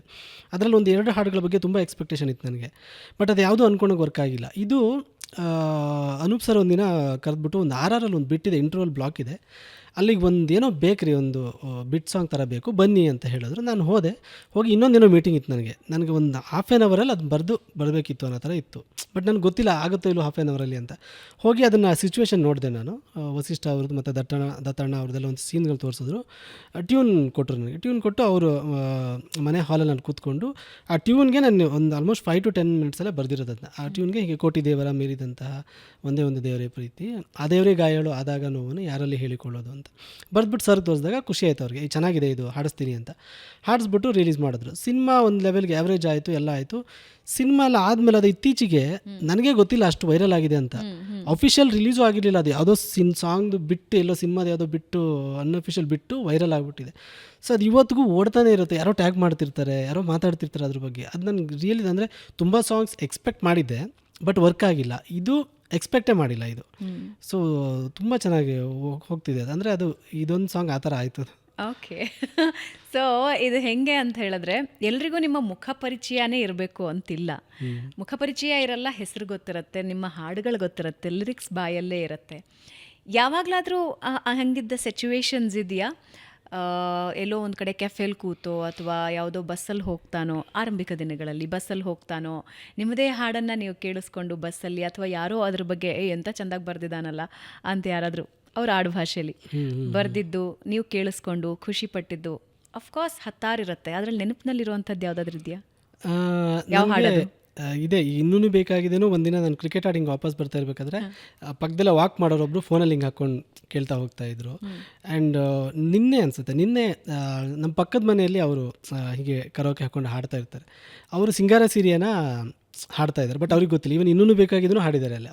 ಅವ್ರಿಗೆ ಗೊತ್ತಿಲ್ಲ ನಾನು ಅಲ್ಲಿ ಪಕ್ಕದಲ್ಲೇ ಇದ್ದಾರೆ ಲಿರಿಸಿಸ್ಟ್ ಅನ್ನೋದು ಗೊತ್ತಿಲ್ಲ ಅವ್ರಿಗೆ. ಆ್ಯಂಡ್ ತುಂಬ ನಾನು ಪಾರ್ಕಲ್ಲಿ ಕೂತಾಗಲ್ಲ ತುಂಬ ಸತಿ ರೀಲ್ಸಲ್ಲಿ ನನ್ನ ಪಕ್ಕದಲ್ಲೇ ಕೂತ್ಕೊಂಡು ಇದು ಸ್ವೈಪ್ ಮಾಡ್ತಾ ಇರ್ತಾರಲ್ಲ ಅವರು, ನನಗೆ ಯುವ ಸಿನಿಮಾದು ನಗುವುದ ಕಲಿಸೋ ಮಗುವಿನ ಮನಸ್ಸು ಅದು ತುಂಬ ಓಡ್ತಿರುತ್ತೆ, ಅದನ್ನು ಹಾಕ್ಕೊಂಡಿರೋದು ನೋಡಿದ್ದೀನಿ. ಆ್ಯಂಡ್ ಬಸ್ಸಲ್ಲಿ ರೀಸೆಂಟಾಗಿ ಬಸ್ಸಲ್ಲಿ ಟ್ರಾವೆಲ್ ಮಾಡ್ತಿರ್ಬೇಕಾದ್ರೆ ಕಾಂತಾರ ಚಾಪ್ಟರ್ 1 ಓ ಮದನ ಮನ ಮೋಹಿನಿ ಆ ಸಾಂಗ್ ಪ್ಲೇ ಆಗ್ತಿತ್ತು. ಈ ಥರ ತುಂಬ ಆಗಿದೆ. ಅಂದರೆ ಯಾರು ಲಿರಿಕ್ಸ್ ತುಂಬ ಆ ಥರ ಏನು ಕೇಳಿಲ್ಲ ನಾನು, ಬಟ್ ಎಂಜಾಯ್ ಅನ್ನೋದು ಗೊತ್ತಾಗುತ್ತೆ. ಡೆಫಿನೆಟ್ಲಿ. ಸೊ ಅದು ಇದೆ. I think that's the best. Cutting ಶಾಪ್ಗೆ ಹೋದಾಗ ಅಲ್ಲಿ ಪ್ಲೇ ಆಗ್ತಿತ್ತು. ರೀಸೆಂಟಾಗಿ ನಾನು ಮುದ್ದುಗುಮ್ಮ ಸಾಂಗ್ ಅಲ್ಲಿ ಪ್ಲೇ ಆಗ್ತಿತ್ತು, ಬಟ್ ಅವ್ರಿಗೆ ಕ್ಲೂನೇ ಇಲ್ಲ, ಅಂದರೆ ನಾನು ಲಿರಿಸಿಸ್ಟ್ಗೆ ಕಟಿಂಗ್ ಮಾಡ್ತಿದ್ದೀನಿ ಅಂತ ಕ್ಲೂ ಇಲ್ಲ. ಸೊ ಅವ್ರು ಎಂಜಾಯ್ ಮಾಡ್ಕೊಂಡು ಅದನ್ನು ಇದು ಮಾಡ್ತಿದ್ರು. ಅದೊಂಥರ ಮಜಾ, ಎಂಜಾಯ್ ಅದು ಸಖತ್ ಮಜಾ, ನನಗೆ ಖುಷಿ ಕೊಡುತ್ತೆ. ನನಗೆ ಯಾರಾದರೂ ನನ್ನ ಜೊತೆ ಬಂದವರು ಯಾರಾದರೂ ಇವರೇ ಲಿರಿಸಿಸ್ಟು ಆ ಥರ ಎಲ್ಲ ಹೇಳೋಕೆ ಹೋದ್ರೆ ನಾನು ತಡೀತೀನಿ. ಅಂದರೆ ಮ್ಯಾಕ್ಸಿಮಮ್ ಜನ ನಂಬಲ್ಲ. ತುಂಬ ಸತಿ ಆ ಥರ ಹೌದಾ ಅಂತ. ನಾನು ಒಂದು ಸತಿ ಮೈಸೂರಿಗೆ ನನ್ನ ಫಸ್ಟ್ ಸಾಂಗ್ ಚಂದ ನನ್ನ ಹೆಂಡತಿ ಆದಮೇಲೆ ಮೈಸೂರಲ್ಲಿ ಒಂದು ಮದುವೆಗೆ ಹೋಗಿದ್ದೀನಿ ನಾನು, ನನ್ನ ಆಫೀಸ್ ಫ್ರೆಂಡ್ಸ್ ಎಲ್ಲ. ಆವಾಗ ಕ್ಯಾಬಲ್ಲಿ ಹೋಗ್ತಿರ್ಬೇಕಾದ್ರೆ FM ಅಲ್ಲಿ ಹಾಡು ಬರುತ್ತೆ. FM ಅಲ್ಲಿ ಆ ಹಾಡು ಬಂದಾಗ ನನ್ನ ಫ್ರೆಂಡ್ಸೆಲ್ಲ ಎಕ್ಸೈಟ್ ಆಗಿಬಿಟ್ಟು, ಸರ್ ಈ ಹಾಡು ಇವರೇ ಬರ್ತಿದ್ದು, ಅವ್ರು ನಂಬೋಕ್ಕೆ ತಯಾರಿಲ್ಲ, ಲಿಟ್ರಲಿ ನಂಬೇ ಇಲ್ಲ. ಅವ್ರೊಂದು ಸತಿ ಹಿಂಗೆ ನೋಡಿಬಿಟ್ರು, ಅವ್ರೇನು ಕ್ಯಾರೇ ಮಾಡಲಿಲ್ಲ. ಆಮೇಲೆ ಇವರೆಲ್ಲ ಎಕ್ಸ್ಪ್ಲೈನ್ ಮಾಡಿ ಹೇಳಿದ್ಮೇಲೆ ಹೌದಾ ಸರ್ ನೀವು ಬರ್ದಿರೋದು ಸರ್ ಅಂತ. ಅದಕ್ಕೆ ನಾನೇನು ಮಾಡ್ತೀನಿ, ಸೊ ಅವರು ನನಗದು ಒಂಥರ ಅನಿಸ್ಬಿಡುತ್ತೆ, ಅವ್ರು ನಂಬಿಲ್ಲ ಅಥವಾ ಏನೋ ಇದು ಮಾಡಿದ್ರೆ. ಅದಕ್ಕೆ ಬೇಡ, ಅದು ಏನು ಹೇಳೋಕ್ಕೆ ಹೋಗಬೇಡಿ ಅಂತಲೇ ಇದು ಮಾಡ್ತೀನಿ. ನಾನು ಎಂಜಾಯ್ ಮಾಡ್ತೀನಿ ಒಳಗಡೆ ಅಷ್ಟೇ. ಸೊ ಲಿರಿಕ್ಸ್ ಬರೆದಾಗ ಫಸ್ಟ್ ಸಾಂಗ್ ರಿಲೀಸ್ ಆದ ಟೈಮಲ್ಲಿ ಮನೆಯಲ್ಲಿ ಯಾವ ರೀತಿ ವಾತಾವರಣ ಇತ್ತು? ಅಂದರೆ ಸಿನಿಮಾ ಇಂಡಸ್ಟ್ರಿಗೆ ಎಂಟ್ರ್ ಆಗೋದು it's not that easy. Lyricist ಆಗಬೇಕು ಅಂತ ಕನಸ್ಕೊಂಡು ಪ್ರತಿದಿನ ಬೆಂಗಳೂರಿಗೆ ಎಡತಾಕೋರು, ಅಕ್ಕಪಕ್ಕದ ಹಳ್ಳಿಗಳಿಂದ ಬರೋರು, ಊರಿಂದ ಬರೋರು, ದೂರದಿಂದ ಬರೋರು ಸಾವಿರಾರು ಜನ ಇರ್ತಾರೆ. ಎಷ್ಟೋ ಜನರಿಗೆ ಆಸೆ ಇರುತ್ತೆ ಒಂದು ಸಲ ಒಬ್ಬ ಮ್ಯೂಸಿಕ್ ಡೈರೆಕ್ಟರ್ ನಂದು ಒಂದು ಸಾಲು ಕೇಳಿಸ್ಕೊಂಬಿಡ್ಲಿ ಅಂತ. ಆದರೆ ಮನೆಯವರಿಗೆ ಸಿನಿಮಾ ಇಂಡಸ್ಟ್ರಿಯಲ್ಲಿ ಬೆಳ್ಳಿ ಪರದೆ ಮೇಲೆ ನನ್ನ ಮಗ ಬರೆದಿದ್ದ ಹಾಡು ಟೆಲಿಕಾಸ್ಟ್ ಆಗುತ್ತೆ, ಅಂದರೆ ಪ್ಲೇ ಆಗುತ್ತೆ ಅನ್ನೋದು it's like all time favourite first moment ಆಗಿರುತ್ತೆ. ಯಾವ ಹಾಡು? ಸೊ ಚಂದ ನನ್ನ ಹೆಂಡತಿ ಬಂದಾಗ ಇನಿಷಿಯಲ್ ರಿಲೀಸ್ ಆದಾಗ ನಮ್ಮ ಅಪ್ಪ ಅಮ್ಮಗೆಲ್ಲ ಗೊತ್ತೇ ಇಲ್ಲ ಅದು. ಅಂದರೆ ಅವರು ಸಿನಿಮಾ ನೋಡಿ ಆ ಥರ ಜಾಸ್ತಿ ಏನೂ ಇದೇ ಇಲ್ಲ. ಅವ್ರದ್ದೇ ಝೋನಲ್ಲಿ ಇರುವಂಥವ್ರು. ಬಟ್ ಅದು ತುಂಬ ದೊಡ್ಡ ಹಿಟ್ ಆದಮೇಲೆ ಯಾರ್ಯಾರೋ ಬಂದು ಹೇಳೋಕ್ಕೆ ಶುರು ಮಾಡಿದ್ರು, ನಿಮ್ಮ ಮಗ ಬರ್ದಿದ್ದಂಥ ಹಾಡನ್ನ ಅಂತ ಹೇಳಿದಾಗ ಅವ್ರಿಗೆ ಸಿಕ್ಕಾಪಟ್ಟೆ ಖುಷಿ ಆಯಿತು. ಇನ್ಫ್ಯಾಕ್ಟ್ ನನಗೆ ಅದು ಚಂದನ ಹೆಂಡತಿ ದೊಡ್ಡ ಹಿಟ್ಟಾಗಿ ನಾನು ಮಂಗಳೂರಲ್ಲಿ ಒಂದು FM-ಗೆ ಇಂಟರ್ವ್ಯೂಗಂತ ಹೊರಟಿದ್ದೆ. ನಮ್ಮ ತಂದೆಗೆ ನಾನು ಬೆಳಗ್ಗೆ ಫೋನ್ ಮಾಡಿದೆ, ಹಿಂಗೆ ಮಂಗಳೂರಿಗೆ ಇಂಟರ್ವ್ಯೂಗೆ ಹೋಗ್ತಾ ಇದ್ದೀನಿ ಅಂತ. ನಾನು ಅವಾಗ ಜಾಬ್ ಬಿಟ್ಟು ಕಂಪ್ಲೀಟಾಗಿ ಇಲ್ಲಿಗೆ ಬಂದಿದ್ದೆ. ಸೊ ಇಂಟರ್ವ್ಯೂಗೆ ಹೋಗ್ತಾ ಇದ್ದೀನಿ ಅಂತ. ಆಗಲಿ ಒಳ್ಳೇದಾಗಲಿ ಅಂತ ಹೇಳಿದ್ರು. ಸಂಜೆ ನಾನು ವಾಪಸ್ ಬಸ್ಸಲ್ಲಿ ಬರ್ತಾ ಫೋನ್ ಮಾಡಿದೆ, ಹಿಂಗೆ ಆಯಿತು ಇಂಟರ್ವ್ಯೂ ಆಯಿತು. ಹೌದಾ, ಏನಾಯಿತು ಇಂಟರ್ವ್ಯೂ ಮುಗೀತು ಅಲ್ಲ, ಕೆಲಸ ಏನಾಯಿತು ಅಂದರೆ ಅವ್ರೇನು ಅಂದ್ಕೊಂಡಿದ್ದಾರೆ, ಕೆಲಸದ ಇಂಟರ್ವ್ಯೂಗೆ ಹೋಗಿದ್ದಾನೆ ಎಲ್ಲೋ ಅಂದರೆ ರೇಡಿಯೋ ಅದು ಏನೂ ಕೇಳಿಸ್ಕೊಂಡಿಲ್ಲ ಅವರು. ಇಂಟರ್ವ್ಯೂ ಅಂದರೆ ಅವ್ರಿಗೆ ಕೆಲಸದ ಇಂಟರ್ವ್ಯೂಗೆ ಹೋಗಿದ್ದಾನೆ ಅಂತ. ಆಮೇಲೆ ಹೇಳಿದೆ, ಇಲ್ಲ ಕೆಲಸದ ಇಂಟರ್ವ್ಯೂ ಅಲ್ಲ, ಈ ಥರ ಹಾಡು ಹಿಟ್ಟಾಗಿರೋದಕ್ಕೆ ಕರೆದು ಮಾತಾಡಿಸ್ತಾರೆ ಅದಕ್ಕೆ ಅಂತ. ಸೊ ಈ ಥರದ್ದೆಲ್ಲ ಒಂದಿಷ್ಟು ಆಯಿತು. ಬಟ್ ಅವ್ರಿಗೆ ಒಂದು ಹಾಡು ಆದಮೇಲೆ ಅವ್ರಿಗೆ ಕಾನ್ಫಿಡೆನ್ಸ್ ಬಂದಿತ್ತು ಏನೋ ಇದು ಮಾಡ್ತಾನೆ ಅಂತ. ಆದರೂ ನಮ್ಮ ತಂದೆ ಏನು ಮಾಡಿದ್ರು, ಅವ್ರಿಗೆ ಜ್ಯೋತಿಷ ಇದೆಲ್ಲ ತುಂಬ ನಂಬ್ತಾರೆ. ಅವ್ರು ಹೋಗ್ಬಿಟ್ಟು ಒಬ್ಬ ಜ್ಯೋತಿಷ ಹತ್ರ ಕೇಳಿದ್ದಾರೆ, ಹಿಂಗೆ ಇವನು ಕೆಲಸ ಇಂಜಿನಿಯರಿಂಗ್ ಮಾಡಿದವನು ಕೆಲಸ ಬಿಟ್ಬಿಟ್ಟು ಈ ಥರ ಸಿನಿಮಾ ಇಂಡಸ್ಟ್ರಿಗೆ ಹೋಗ್ತೀನಿ ಅಂತಿದ್ದಾನೆ, ಹೋಗಿದ್ದಾನೆ ಆಲ್ರೆಡಿ, ಹೆಂಗೆ ಭವಿಷ್ಯ ಇದೆಯಾ ಏನು ಅಂತ ಕೇಳಿದಾಗ ಅವ್ರೇನು ಹೇಳಿದ್ದಾರೆ, ಇಲ್ಲ ನೀವು ತಲೆ ಕೆಡಿಸ್ಕೋಬೇಡಿ, ಅವನ ಇದಕ್ಕೆ ಕಲೆ ಒಲಿಯುತ್ತೆ ಅವನಿಗೆ, ಅವನು ಅದರಲ್ಲೇ ಚೆನ್ನಾಗಿ ಆಗ್ತಾನೆ ಅಂತ ಹೇಳಿಬಿಟ್ಟು ಭವಿಷ್ಯ ನೋಡ್ತಿದ್ದಾರೆ. ಅದಾದಮೇಲೆ ಏನೂ ಕೇಳೇ ಇಲ್ಲ ಅವರು. ಅದಾದಮೇಲೆ ಏನು ಮುಂಚೆ ಆದರೆ ಎರಡು ಬ್ಯಾಲೆನ್ಸ್ ಮಾಡ್ಬೋದಾ ಆ ಥರದ್ದೆಲ್ಲ ಇತ್ತು. ಅದಾದಮೇಲೆ ಏನೂ ಕೇಳೇ ಇಲ್ಲ ಅಂತಂದೆ. Okay, he was confident. ಹೌದು. ಓಕೆ, ಸೊ ಸಿನಿಮಾ ಇಂಡಸ್ಟ್ರಿಗೆ ಎಂಟ್ರಿ ಆಗೋದು ಮಾತ್ರ ಅಲ್ಲ, ಹಿಟ್ಗಳನ್ನು ಕೊಡಬೇಕು ಅನ್ನೋದು ಪ್ರತಿಯೊಬ್ಬರ ಕನಸು. At the same time big ಸ್ಟಾರ್ಸ್ಗೆ ಹಿಟ್ ಕೊಡ್ಬೋದು ಅನ್ನೋದು ಇನ್ನೊಂದು ಆಸೆ ಇರುತ್ತೆ. ಆದರೆ ಪ್ರಮೋದ್ ಮರವಂತೆಯವರ ಕೆಲಸ ಹೇಗಿದೆ ಅಂತ ಹೇಳಿದ್ರೆ, ಹಿಟ್ ಸಿನಿಮಾಗಳ ಸಬ್ಜೆಕ್ಟ್ ಇಟ್ಕೊಂಡವರು ಪ್ರಮೋದ್ ಮರವಂತೆಯವ್ರದ್ದು ಒಂದು ಸಾಂಗ್ ನಮ್ಮದ್ರಲ್ಲಿರಬೇಕು ಅನ್ನೋ ಮಟ್ಟಕ್ಕೆ ನಿಮ್ಮನ್ನು ನೀವು ಗುರುತಿಸಿದ್ದೀರಾ, ಇಂಡಸ್ಟ್ರಿ ಗುರುತಿಸೋ ಹಾಗೆ ಮಾಡಿದ್ದೀರಾ. ಸಿಂಗಾರ ಸಿರಿಯ ಇರಬಹುದು, ಇವಾಗ ಮನಮೋಹಕ ಇರಬಹುದು, ಮೋಸ್ಟ್ ಅವೇಟೆಡ್ ಸಿನಿಮಾ ಟಾಕ್ಸಿಕ್. ಹೀಗೆ ಜರ್ನಿ ನೋಡ್ತಾ ಇದ್ದಾಗ do you think it was a red carpet, ಅಥವಾ ನೀವು ಪಟ್ಟ ಶ್ರಮಕ್ಕೆ ಪ್ರತಿಫಲ ಅಂತ ಅನ್ಸುತ್ತಾ? ಹೆಂಗೆ ಅನ್ಸುತ್ತೆ ನಿಮಗೆ? ನನಗೆ ನಾನು ಹೆಂಗೆ ಅಂದರೆ ಕೇಕ್ ವಾಕ್ ಅನ್ಸುತ್ತಾ ಅಥವಾ ಇಲ್ಲ? ಡೆಫಿನೆಟ್ಲಿ ಆ ಕೇಕ್ ವಾಕ್ ಇರಲಿಲ್ಲ. ಬಟ್ ಏನಂದರೆ ನನಗೆ ಯಾವುದೋ ಒಂದು ಸಾಂಗ್ ವರ್ಕ್ ಆಯಿತು, ಹಿಟ್ ಆಯಿತು ಅಂದಾಗ ನಾನು ಆ ಹಿಂದಿಂದೆಲ್ಲ ಒಂದು ಸ್ವಲ್ಪ ಬೇಗ ಮರ್ತು ಬಿಡ್ತೀನಿ, ಸ್ಟ್ರಗಲ್ಗಳನ್ನು ಮರ್ತು ಬಿಡ್ತೀನಿ. ಈಗ ಸಿಂಗಾರ ಸಿರಿಯ ಬರೆಯೋ ಹಿಂದೆನೂ ತುಂಬ ಸ್ಟ್ರಗಲ್ ಇತ್ತು, ಎಲ್ಲ ಆ ಸ್ಟ್ರಗಲ್ಗಳನ್ನು ಮರ್ತು ಬಿಡ್ತೀನಿ. ಇವನು ಫಸ್ಟ್ ಸಾಂಗ್ ಬರೆಯೋದಕ್ಕೂ ನಾನು ಆಲ್ಮೋಸ್ಟ್ 2-3 ಇಯರ್ಸ್ ನಾನು ಬೇರೆ ಸ್ಕ್ರಿಪ್ಟ್ ರೈಟಿಂಗ್ ಆಗಿರ್ಬೋದು ಒಂದು ಅವಕಾಶ ಕಾಯ್ತಾ ಇದ್ದೆ ನಾನು. ಅದು ಫಸ್ಟ್ ಸಾಂಗ್ ಆದಮೇಲೆ ಸೆಕೆಂಡ್ ಸಾಂಗ್ ಏನು ಇನ್ನೂ ಬೇಕಾಗಿದೆ ಆಯ್ತಲ್ವ, ಅದು ಸ್ಟ್ರಗಲ್ ತುಂಬ ದೊಡ್ಡದಾಯಿತು. ಅಂದರೆ ಒಂದು ಸಾಂಗ್ ದೊಡ್ಡದು ಹಿಟ್ ಆದಮೇಲೆ ಒಂದು 2-3 ತಿಂಗಳು ತುಂಬ ರೆಕಗ್ನಿಷನು, ಎಲ್ಲ ಅಲ್ಲಿ ಇಲ್ಲಿ ಸನ್ಮಾನಗಳಾಗುತ್ತೆ, ಮನೆಯವರಿಗೆಲ್ಲ ಇದು ಮಾಡ್ತಾರೆ. ಆಮೇಲೆ ಕೇಳೋಕ್ಕೆ ಶುರು ಮಾಡ್ತಾರೆ, ವಾಟ್ ನೆಕ್ಸ್ಟ್ ಸಾಂಗ್ ಯಾವುದು, ನೆಕ್ಸ್ಟ್ ಯಾರಿಗೆ ಬರೀತಾ ಇದೆಯಾ, ಅವ್ರಿಗೆ ಬರೀ ಇವ್ರಿಗೆ ಬರೀ. ಬಟ್ ನಮ್ಮ ಸಿಚುವೇಶನ್ ನಮ್ಗೆ ಗೊತ್ತಿರುತ್ತೆ. ಸೊ ಆ ಥರ ಏನಿಲ್ಲ, ನನಗೆ ಯಾವುದೋ ಹಾಡುಗಳೇ ಇಲ್ಲ ಬರೆಯೋಕ್ಕೆ. ಸೊ ಒಂದು ಸಾಂಗ್ ಹಿಟ್ ಕೊಟ್ಟ ತಕ್ಷಣ ಯಾರೂ ಬರಲ್ಲ. ಸೊ ನಾನು ಅಪ್ರೋಚ್ ಮಾಡಿ ಆಲ್ಮೋಸ್ಟ್ ಎಲ್ಲ ಮ್ಯೂಸಿಕ್ ಡೈರೆಕ್ಟರ್ ಆಫೀಸ್ಗೆ ಹೋಗೋದು ಅಥವಾ ಫೋನ್ ಮಾಡೋದು, ಅವ್ರಿಗೆ ಅಪ್ರೋಚ್ ಮಾಡೋದು, ಈ ಥರದ್ದೆಲ್ಲ ತುಂಬ ಸ್ಟ್ರಗಲ್ ಆಗಿದೆ. ಅಂದರೆ ಅಲ್ಲಿ ಹೆಂಗೆ ಈ ಕೆರಿಯರ್ ಹೆಂಗೆ ಆ್ಯಸ್ ಅ ಲಿರಿಸಿಸ್ಟ್ ಕೆರಿಯರ್ ಹೆಂಗೆ ನನ್ನದು ತುಂಬ ನಾನು ಮದುವೆಗಳನ್ನೆಲ್ಲ ಮಿಸ್ ಮಾಡಿಬಿಟ್ಟಿದ್ದೆ. ಅಂದರೆ ಅಲ್ಲಿ ಹೋದರೆ ಕೇಳ್ತಾರೆ ನೆಕ್ಸ್ಟ್ ಸಾಂಗ್ ಯಾವ್ದು ಬರ್ದಿದೆಯಾ ಅಂತ ಕೇಳ್ತಾರೆ ಅಂತ. ನಾನು ಎಷ್ಟೋ ಫಂಕ್ಷನ್ಗಳಿಗೆ ಹೋಗ್ತಿರ್ಲಿಲ್ಲ. ಅಂದರೆ ಆಯಿತು ಒಂದು ಹಂತಕ್ಕಾದಮೇಲೆ ಆ ಸಾಂಗ್ ಆಯಿತು, ಈಗ ನೆಕ್ಸ್ಟ್ ಏನು ನಿಂದು ಅಂತ ಕೇಳ್ತಾರಲ್ವ, ಆವಾಗ ಅದೊಂದು ಬೇಜಾರಿರೋದು. ಸೊ ಹಾಗಾಗಿ ಅಲ್ಲೊಂದು ಸ್ಟ್ರಗಲ್ ಇತ್ತು. ಒಂದು ಆಲ್ಮೋಸ್ಟ್ 2017 ಡಿಸೆಂಬರಲ್ಲಿ ಫಸ್ಟ್ ಸಾಂಗ್ ರಿಲೀಸ್ ಆದರೆ 2019 ಅಕ್ಟೋಬರಲ್ಲಿ ನಂದು ಇನ್ನೂ ಬೇಕಾಗಿದೆ ರಿಲೀಸ್ ಆಗುತ್ತೆ. ಸೊ ಆ ಗ್ಯಾಪಲ್ಲಿ ನಾನು ಈ ಥರದ್ದೆಲ್ಲ ನಾನೇನು ಮಾಡ್ತೀನಿ, ಓಕೆ ಈಗ ನಾನು ಅಂದ್ಕೊಂಡಂಗೆ ಇಲ್ಲ, ಒಂದು ಸಾಂಗ್ ಹಿಟ್ಟಾದ ತಕ್ಷಣ ಎಲ್ಲರೂ ಬಂದು ನನಗೆ ಹಾಡು ಕೊಡೋಲ್ಲ, ಇನ್ನೂ ಏನೋ ಬೇಕು ಅನ್ನೋ ಥರ ಇರಬೇಕಾದ್ರೆ ಇನ್ನೂ ಬೇಕಾಗಿದೆ ಸಿಗುತ್ತೆ. ಸೊ ಅದು ವಾಸುಕಿ ಅವರು ಕೆಲಸ ಕೊಡ್ತಾರೆ, ಆವಾಗ ಅನೂಪ್ ಸಿಳಿಂದವ್ರು ಕೆಲಸ ಕೊಡ್ತಾರೆ. ಈ ಥರ ತುಂಬ ಜನ, ಶ್ರೀಧರ್ ಸಂಭ್ರಮ್ ಅವರು ಆಗಿರ್ಬೋದು, ಈ ಥರ ತುಂಬ ಜನ ಮ್ಯೂಸಿಕ್ ಡೈರೆಕ್ಟರ್ಸ್ ನನಗೆ ಬ್ಯಾಕ್ ಮಾಡಿ ಆಮೇಲೆ ಇನ್ನೂ ಬೇಕಾಗಿದೆ ಆದಮೇಲೆ ಆ ಜರ್ನಿ ಯಾವಾಗ ಸ್ಟಾರ್ಟ್ ಆಗುತ್ತೆ, ಇನ್ನೂ ಬೇಕಾಗಿ ರಿಲೀಸ್ ಆಗಿ ಆವಾಗ ಇಂಡಸ್ಟ್ರಿ ಸ್ವಲ್ಪ ರೆಕಗ್ನೈಸ್ ಮಾಡೋಕ್ಕೆ ಶುರು ಮಾಡ್ತಾರೆ. ಸೊ ಅದೇ ಹಿಟ್ಟು ತುಂಬ ಮುಖ್ಯ ಆಗುತ್ತೆ. ಅಗೇನ್ ಅದೇ ನಾನು ಯಾವಾಗಲೂ ಮಜವಾಗಿ ಫೇಸ್ಬುಕ್ಕಲ್ಲಿ ಬರ್ಕೊಂಡಿದ್ದೆ ಮುಂಚೆ, ನಮ್ಮದೊಂಥರ ಹಿಟ್ಟಿನ ಗಿರಣಿ ಥರ ಹಿಟ್ ಕೊಡ್ತಾ ಇರ್ಬೇಕು ನಾವು, ಇಲ್ಲಾಂದರೆ ಸೊ ಇಂಡಸ್ಟ್ರಿಯವರಿಗೂ ಮತ್ತು ಹಿಟ್ಟಿನ ಗಿರಣಿ ಓನರ್ಗೂ ಇಬ್ಬರದು ಒಂದೇ ಥರ ಜರ್ನಿ. ಯಾಕಂದರೆ ಹಿಟ್ ಕೊಡ್ತಾ ಇದ್ರೆ ಮಾತ್ರ ಅವ್ರಿಗೆ ಹೊಟ್ಟೆಪಾಡು ನಡೆಯೋದು ಅನ್ನೋ ಥರ. ಚೆನ್ನಾಗಿದೆ, ಹಿಟ್ ಕೊಡ್ತಾ ಇರಬೇಕು. ಅದು ಕನ್ನಡದ ಹಿಟ್ಟು, ಇದು ಇಂಗ್ಲೀಷ್ ಹಿಟ್. That's wonderful. ಈಗ ಒಂದು ಹಾಡಿಂದ ಇನ್ನೊಂದು ಹಾಡು ಹಿಟ್ ಜರ್ನಿ ಹೇಗಿರುತ್ತೆ? ಗಿರಣಿ ಹಿಟ್ಟಾಗಲಿ ನಿಮ್ಮ ಹಿಟ್ಟಾಗಲಿ ಜರ್ನಿ ಹೇಗಿರುತ್ತೆ? ಅಂದರೆ ಅದು ತುಡಿತಾ ಇರುತ್ತಾ, ಸ್ಟ್ರೆಸ್ ಇರುತ್ತಾ? ಮನುಷ್ಯನ ಮನಸ್ಸು ಹೆಂಗೆ ಅಂತ ಹೇಳಿದ್ರೆ ಸ್ಟ್ರೆಸ್ನ ಬೇಗ ತೊಗೊಂಡ್ಬಿಡುತ್ತೆ.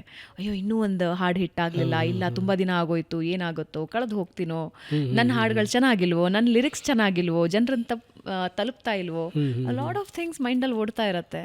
ಬಟ್ ಅದೇ ಇಲ್ಲಿ ಲಕ್ಕಿಲಿ ಹೆಂಗೆ ಅಂದರೆ ಹಿಟ್ ಅನ್ನೋದಕ್ಕಿಂತನೂ ಕ್ವಾಲಿಟಿ ಆಫ್ ವರ್ಕ್ ತುಂಬ ನೋಡ್ತಾರೆ ನಿರ್ದೇಶಕರಿಗೆ. ನನಗೆ ಅವರು ನಿರ್ದೇಶಕರು ಎಷ್ಟೋ ತುಂಬ ಜನ ನಾನು ಮುಂಚೆ ಅವ್ರದ್ದು ಬರೋದು ಸಾಂಗಿಗೆ ಹಿಟ್ ಆಗದೆ ಇರ್ಬೋದು, ಬಟ್ ಮತ್ತೆ ರಿಪೀಟಾಗಿ ಬರ್ತಾರೆ, ಯಾಕಂದರೆ ಚೆನ್ನಾಗಿ ಬರ್ಕೊಟ್ಟಿದ್ದಾರೆ. ಕೊಟ್ಟಿದ್ರು ಇವರು. ಹಾಡು ಹಿಟ್ಟಾಗದಿರೋದಕ್ಕೆ ಓನ್ಲಿ ಲಿರಿಕ್ಸೋ ಮ್ಯೂಸಿಕ್ಕೋ ಯಾವುದೋ ಒಂದು ಮಾತ್ರ ಕಾರಣ ಅಲ್ಲ, ಬೇರೆ ಬೇರೆ ಕಾರಣ ಇರ್ಬೋದು. ಸಿನಿಮಾ ಆಗಿರ್ಬೋದು, ಅಥವಾ ನಾವು ಹಾಡು ರಿಲೀಸ್ ಮಾಡಿದಂಥ ಟೈಮ್ ಆಗಿರ್ಬೋದು, ಅಥವಾ ನಾವು ಚೂಸ್ ಮಾಡಿದಂಥ ಗಾಯಕರಾಗಿರ್ಬೋದು, ಏನಾದರೂ ಒಂದಿಷ್ಟು ಕಾರಣಗಳಿರುತ್ತೆ, ಅಥವಾ ಮೇಜರ್ ಪ್ರಮೋಷನ್ ಇರ್ಬೋದು.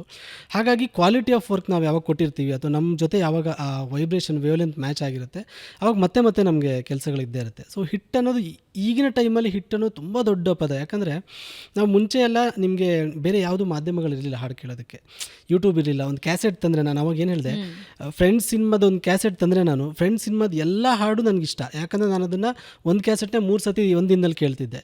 ಪಕ್ಕದ ಮನೆಯವ್ರು ತೊಗೊಂಡು ಹೋಗೋರು, ಅವ್ರು ಕೇಳೋರು, ಅಥವಾ ಅವ್ರಿಗೆ ಹಾಕಿದಾಗ ನಮ್ಮನೆ ಕೇಳೋದು, ಅವ್ರ ಮನೆಯಲ್ಲಿ ಯಾವುದೋ ಒಂದು ಸಾಂಗ್ ಹಾಕಿದ್ರೆ. ಸೊ ನಿಮಗೆ ತುಂಬ ಸತಿ ಕೇಳಿ ಕೇಳಿ ಕೇಳಿ ಪ್ರತಿಯೊಂದು ಹಾಡಲ್ಲೂ ಕ್ವಾಲಿಟಿ ಇರುತ್ತೆ. ನೀವು ಅದನ್ನು ರಿಪೀಟಾಗಿ ಕೇಳಿದ್ರೆ ನಿಮ್ಗೆ ಇಷ್ಟ ಆಗಿಬಿಡುತ್ತೆ. ಸೊ ಅಷ್ಟು ಸತಿ ಕೇಳಿಸ್ಕೊಳ್ಳೋದು, ಅಥವಾ ನಾವು ಅದನ್ನು ಆಡಿಯನ್ಸಿಗೆ ಕೇಳಿಸೋದೇ ಇವಾಗ ಒಂದು ದೊಡ್ಡ ಸವಾಲು ಅದು.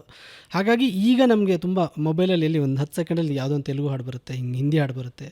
ಸೊ ಆ ಕಾಂಪಿಟೇಷನ್ ಅನ್ನೋದೇನಿದೆ, ಒಂದು ಅಬಂಡೆನ್ಸ್ ಆಫ್ ಕಂಟೆಂಟ್ ಏನಿದೆ, ಅದ್ರ ಮಧ್ಯೆ ನಾವು ಕನ್ಸ್ಯೂಮ್ ಮಾಡೋದಿದೆ ಗೊತ್ತಾ. But at the same time there is an option for exposure ಅಲ್ವಾ. ನಿಮ್ಮ ಹಾಡಿನ ಒಂದು ಸಾಲ್ ಸಾಕು ಅಂತ ಅನ್ಸುತ್ತೆ ಆ ಹಾಡನ್ನ ಜನರಿಗೆ ತಲುಪಿಸೋದಕ್ಕೆ. ಕರೆಕ್ಟ್. ಅದು ಅದರ್ ಸೈಡ್, ಪಾಸಿಟಿವ್ ಸೈಡ್ ಅಂತ ನೋಡಿದ್ರೆ, ಈಗ ನಾನು ಹೇಳಿದ್ನಲ್ಲ ಕೋಟಿ ದೇವರ, ಪ್ರಾಬಬ್ಲಿ ಅದು ಕ್ಯಾಸೆಟ್ ಯುಗದಲ್ಲಿ ಆಗಿದ್ರೆ ಹಾಡಿಗೆ ಯಾರಿಗೂ ಗೊತ್ತೇ ಆಗ್ತಿರಲಿಲ್ಲ ಅನ್ಸುತ್ತೆ, ಕ್ಯಾಸೆಟಲ್ಲಿ ಇಲ್ಲ ಅಂದಿದ್ರೆ. ಸೊ ಅದು ಇದೆ. ಹೆಂಗೆ ಅಂದರೆ ನಮಗೆ ತುಂಬ ವಿಫುಲತೆ ಅಂತೀವಿ, ಅಂದರೆ ತುಂಬ ಅಬಂಡೆನ್ಸ್.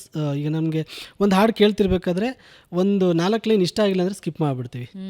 ಸೊ ಹಾಗಾಗಿ ಆ ಪಾಸಿಟಿವ್ ಮಧ್ಯೆ ಇದೊಂದಿಷ್ಟು ನೆಗೆಟಿವ್ ವಿಚಾರಗಳೇನಿದೆ, ಅವುಗಳನ್ನು ಮೀರಿ ನಾವೇನೋ ಮಾಡಬೇಕು. ಅವುಗಳನ್ನು ಮೀರಿ ಇಷ್ಟಪಡೋ ಥರ ಮಾಡಬೇಕು ಜನರಿಗೆ. ಒಂದು ಏರಿಯಾದಲ್ಲಿ 4 ಹೋಟ್ಲುಗಳಾಗ್ತದೆ ಇವಾಗ. ಮುಂಚೆ ಆಗಿದ್ದರೆ ಊರಿಗೆ ಒಂದು ಹೋಟ್ಲ್ ಇರೋದು, ಅಥವಾ ಏರಿಯಾಗೆ ಒಂದು ಹೋಟ್ಲ್ ಇರೋದು.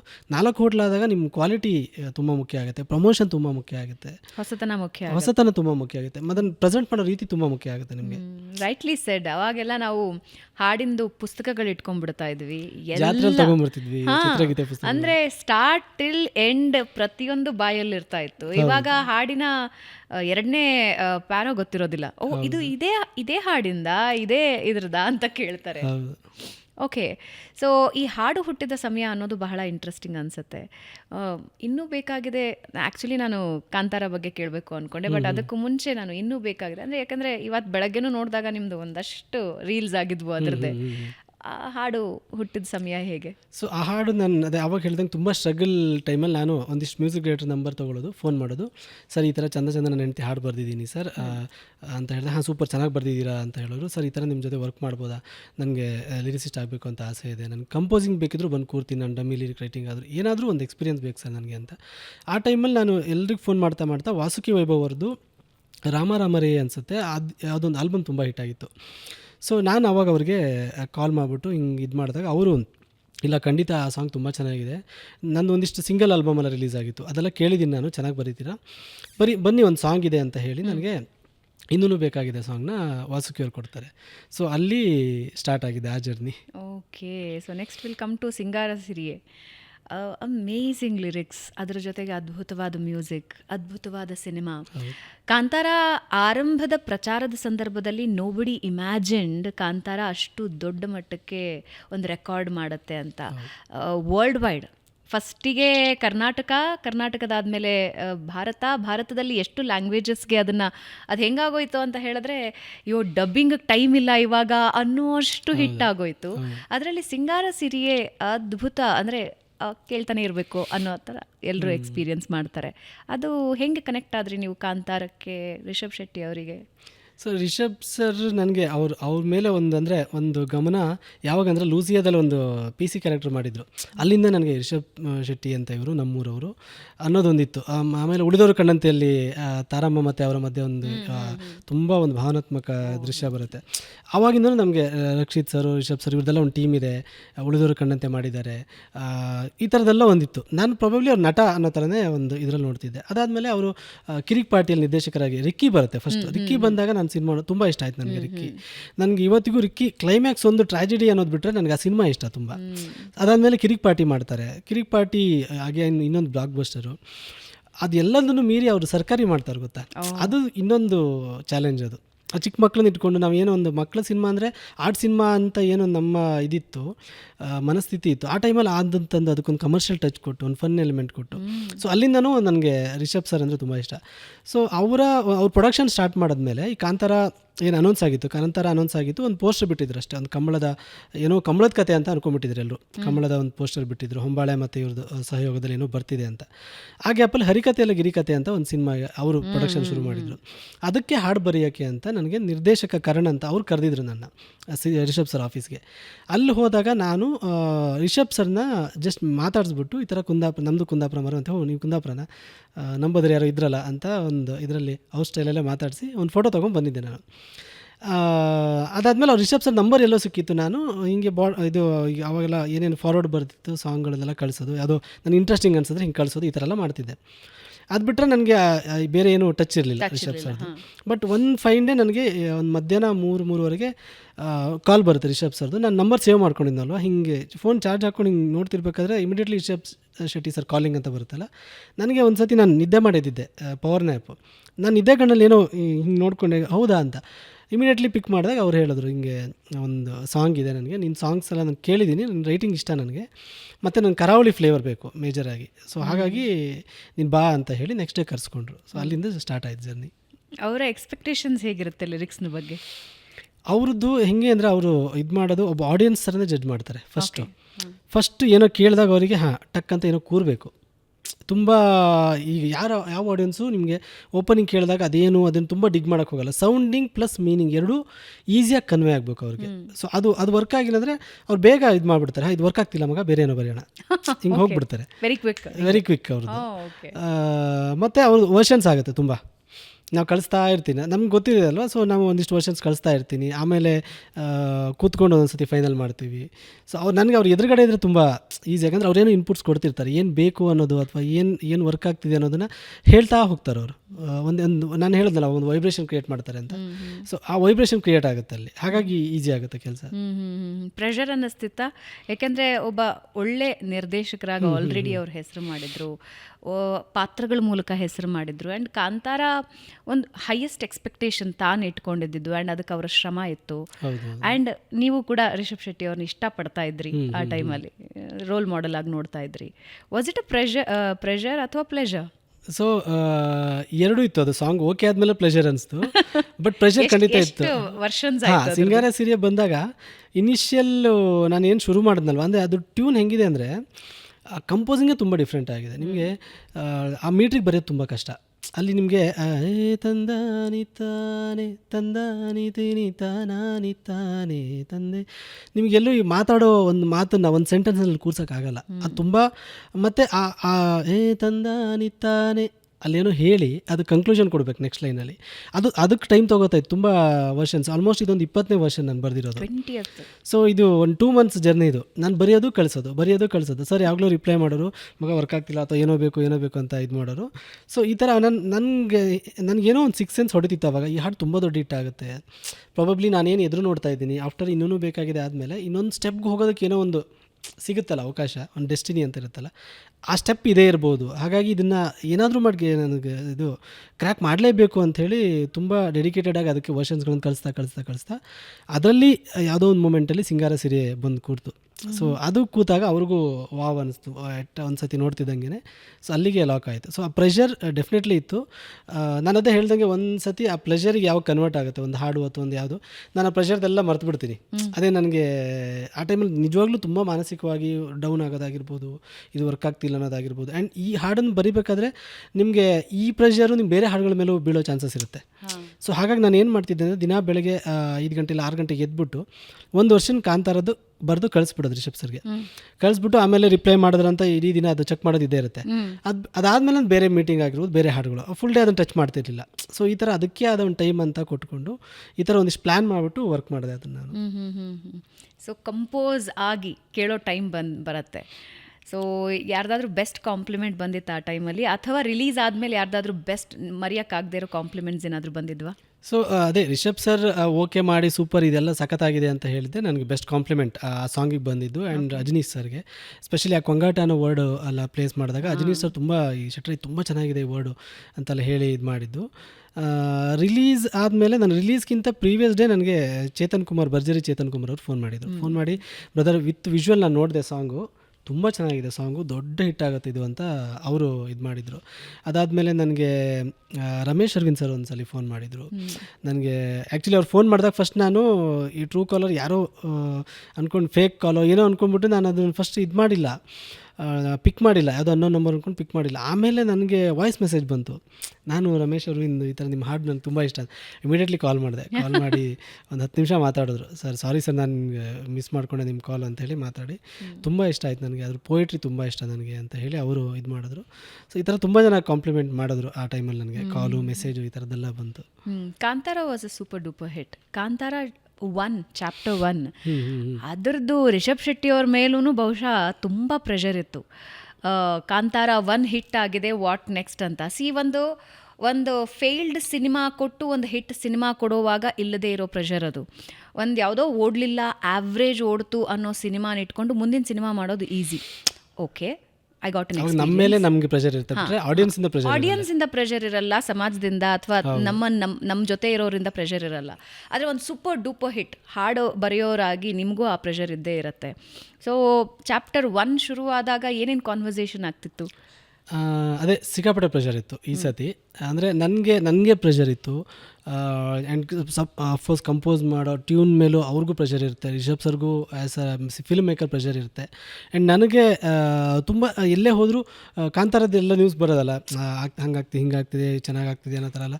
ಅವಾಗ ಎಲ್ಲೇ ಹೋದರೂ ಅದೇ ಕೇಳೋರು, ಕಾಂತಾರಕ್ಕೆ ಬರೀತಿದ್ದೀರಾ, ಕಾಂತಾರಕ್ಕೆ ಬರೆದ್ರಾ, ಕಾಂತಾರ.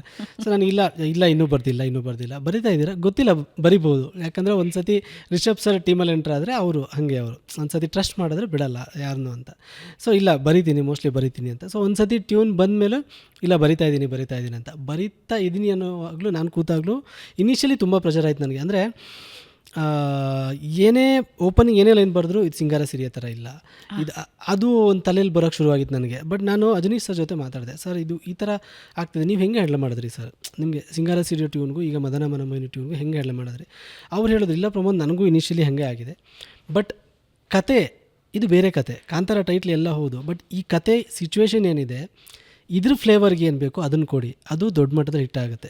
ಅದನ್ನು ಪ್ರೆಷರ್ ತೊಗೋಬೇಡಿ ನೀವು ಅಂತ ಹೇಳಿದ್ರು. ಅಲ್ಲಿಂದ ನಾನು ಕ್ರಮೇಣವಾಗಿ ಓಕೆ ಇಲ್ಲಿ ಬರ್ಮೆ ಕ್ಯಾರೆಕ್ಟರ್ ಆಗಿರಬಹುದು, ಕನಕವತಿ ಕ್ಯಾರೆಕ್ಟರ್ ಅವ್ರದ್ದು ಏನು ಇದಿದೆ. ಬಿಕಾಸ್ ಇಲ್ಲಿ ನಿಮಗೆ ಶಿವಲೀಲಾ ಥರ ಡೀಪ್ ಲವ್ ಇಲ್ಲ, ಅದು ಫೇಕ್ ಲವ್. ಅದು ಅವನಿಂದ ಏನೋ ಕೆಲಸ ಆಗಬೇಕು ಅನ್ನೋದು ಇದು ಮೂಮೆಂಟಿಗೆ ಮಾತ್ರ. ಈಗ ಆ ಕ್ಯಾರೆಕ್ಟ್ರಿಗೂ ಅಷ್ಟೇ, ಆ ಮೂಮೆಂಟ್ಗಷ್ಟೇ ಅನಿಸುತ್ತೆ, ಬಿಟ್ಟರೆ ಆ ಸಾಂಗ್ ಆಗ್ತಿದ್ದಂಗೆ ಅವನು ಬಿಟ್ಟೋಗ್ಬಿಡ್ತಾನೆ ಅವಳನ್ನ. ಸೊ ಅವಳು ಯಾವುದೋ ಒಂದು ಇದರಲ್ಲಿ ಸಿಕ್ಕಾಕ್ಸ್ಬೇಕು ಅಂತಲೇ ಒಂದು ಪ್ರೀತಿಯ ನಾಟಕ ಆಡಿರೋ ಥರದ್ದು ಸಿಚುವೇಶನ್. ಅಲ್ಲಿ ನಾನು ಡೀಪಾಗಿ ಏನೋ ಬರೆದ್ರೆ ಅದು ಆಮೇಲೆ ಸಿನಿಮಾ ನೋಡ್ತಾ ಅಥವಾ ಸಿನಿಮಾ ಕ್ಲೈಮ್ಯಾಕ್ಸಲ್ಲಿ ಹಾಡು ವರ್ಕ್ ಆಗಲ್ಲ, ಅದು ಅನಿಸ್ಬಾರ್ದು ನಮಗೆ. ಹಾಗಾಗಿ ಕತೆಗೆ ಏನು ಬೇಕು ಅದ್ರ ಪೂರಕವಾಗಿ ಬರೆಯೋಣ ಅಂತ ಹೇಳಿ ಸಿಕ್ಕಾಪಟ್ಟೆ ವರ್ಷನ್ಸ್ ಆಯ್ತದು. ಅದು ವರ್ಷನ್ಸ್ ಆಗಿ ಒಂದು ವರ್ಷನ್ ಲಾಕ್ ಆಗಿ ಓಕೆ ಇದು ಫೈನಲ್ ಅಂತ ಹೇಳಿದಾಗ ಮತ್ತೆ ರಿಷಬ್ ಸರ್ ನನ್ನನ್ನು ಕರೆಸಿ ಆಲ್ಮೋಸ್ಟು ಒಂದು 5-6 ಮಂತ್ಸ್ ಬ್ಯಾಕ್ ಶುರುವಾಗಿದ್ದು ಕೆಲಸ ಅದು. ಬಟ್ ಸಾಂಗ್ ಲಾಕ್ ಆಗಿದ್ದು ಸಿನಿಮಾ ರಿಲೀಸ್ಗೆ ಒನ್ ವೀಕೋ 10 ಡೇಸ್ ಬ್ಯಾಕು. ಹೌದಾ?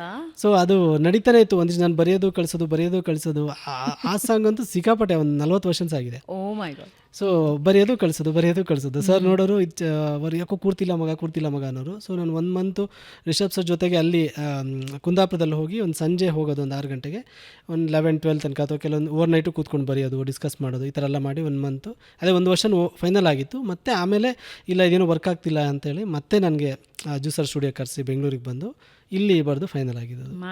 ಮೈ ಗಾಡ್ ಎಷ್ಟು ದೊಡ್ಡ ಜರ್ನಿ ಇರುತ್ತೆ ನೋಡಿ. ಆ್ಯಂಡ್ ಈಗ ಮೋಸ್ಟ್ ಅವೇಟೆಡ್ ಟಾಕ್ಸಿಕ್ ಹಾಡು ಈಗಾಗಲೇ ಜನ ಕೇಳಿದ್ದಾರೆ, ಖುಷಿ ಪಟ್ಟಿದ್ದಾರೆ. ಯಶ್ ಅವ್ರ ಜೊತೆ ವರ್ಕ್ ಹೇಗಿದೆ?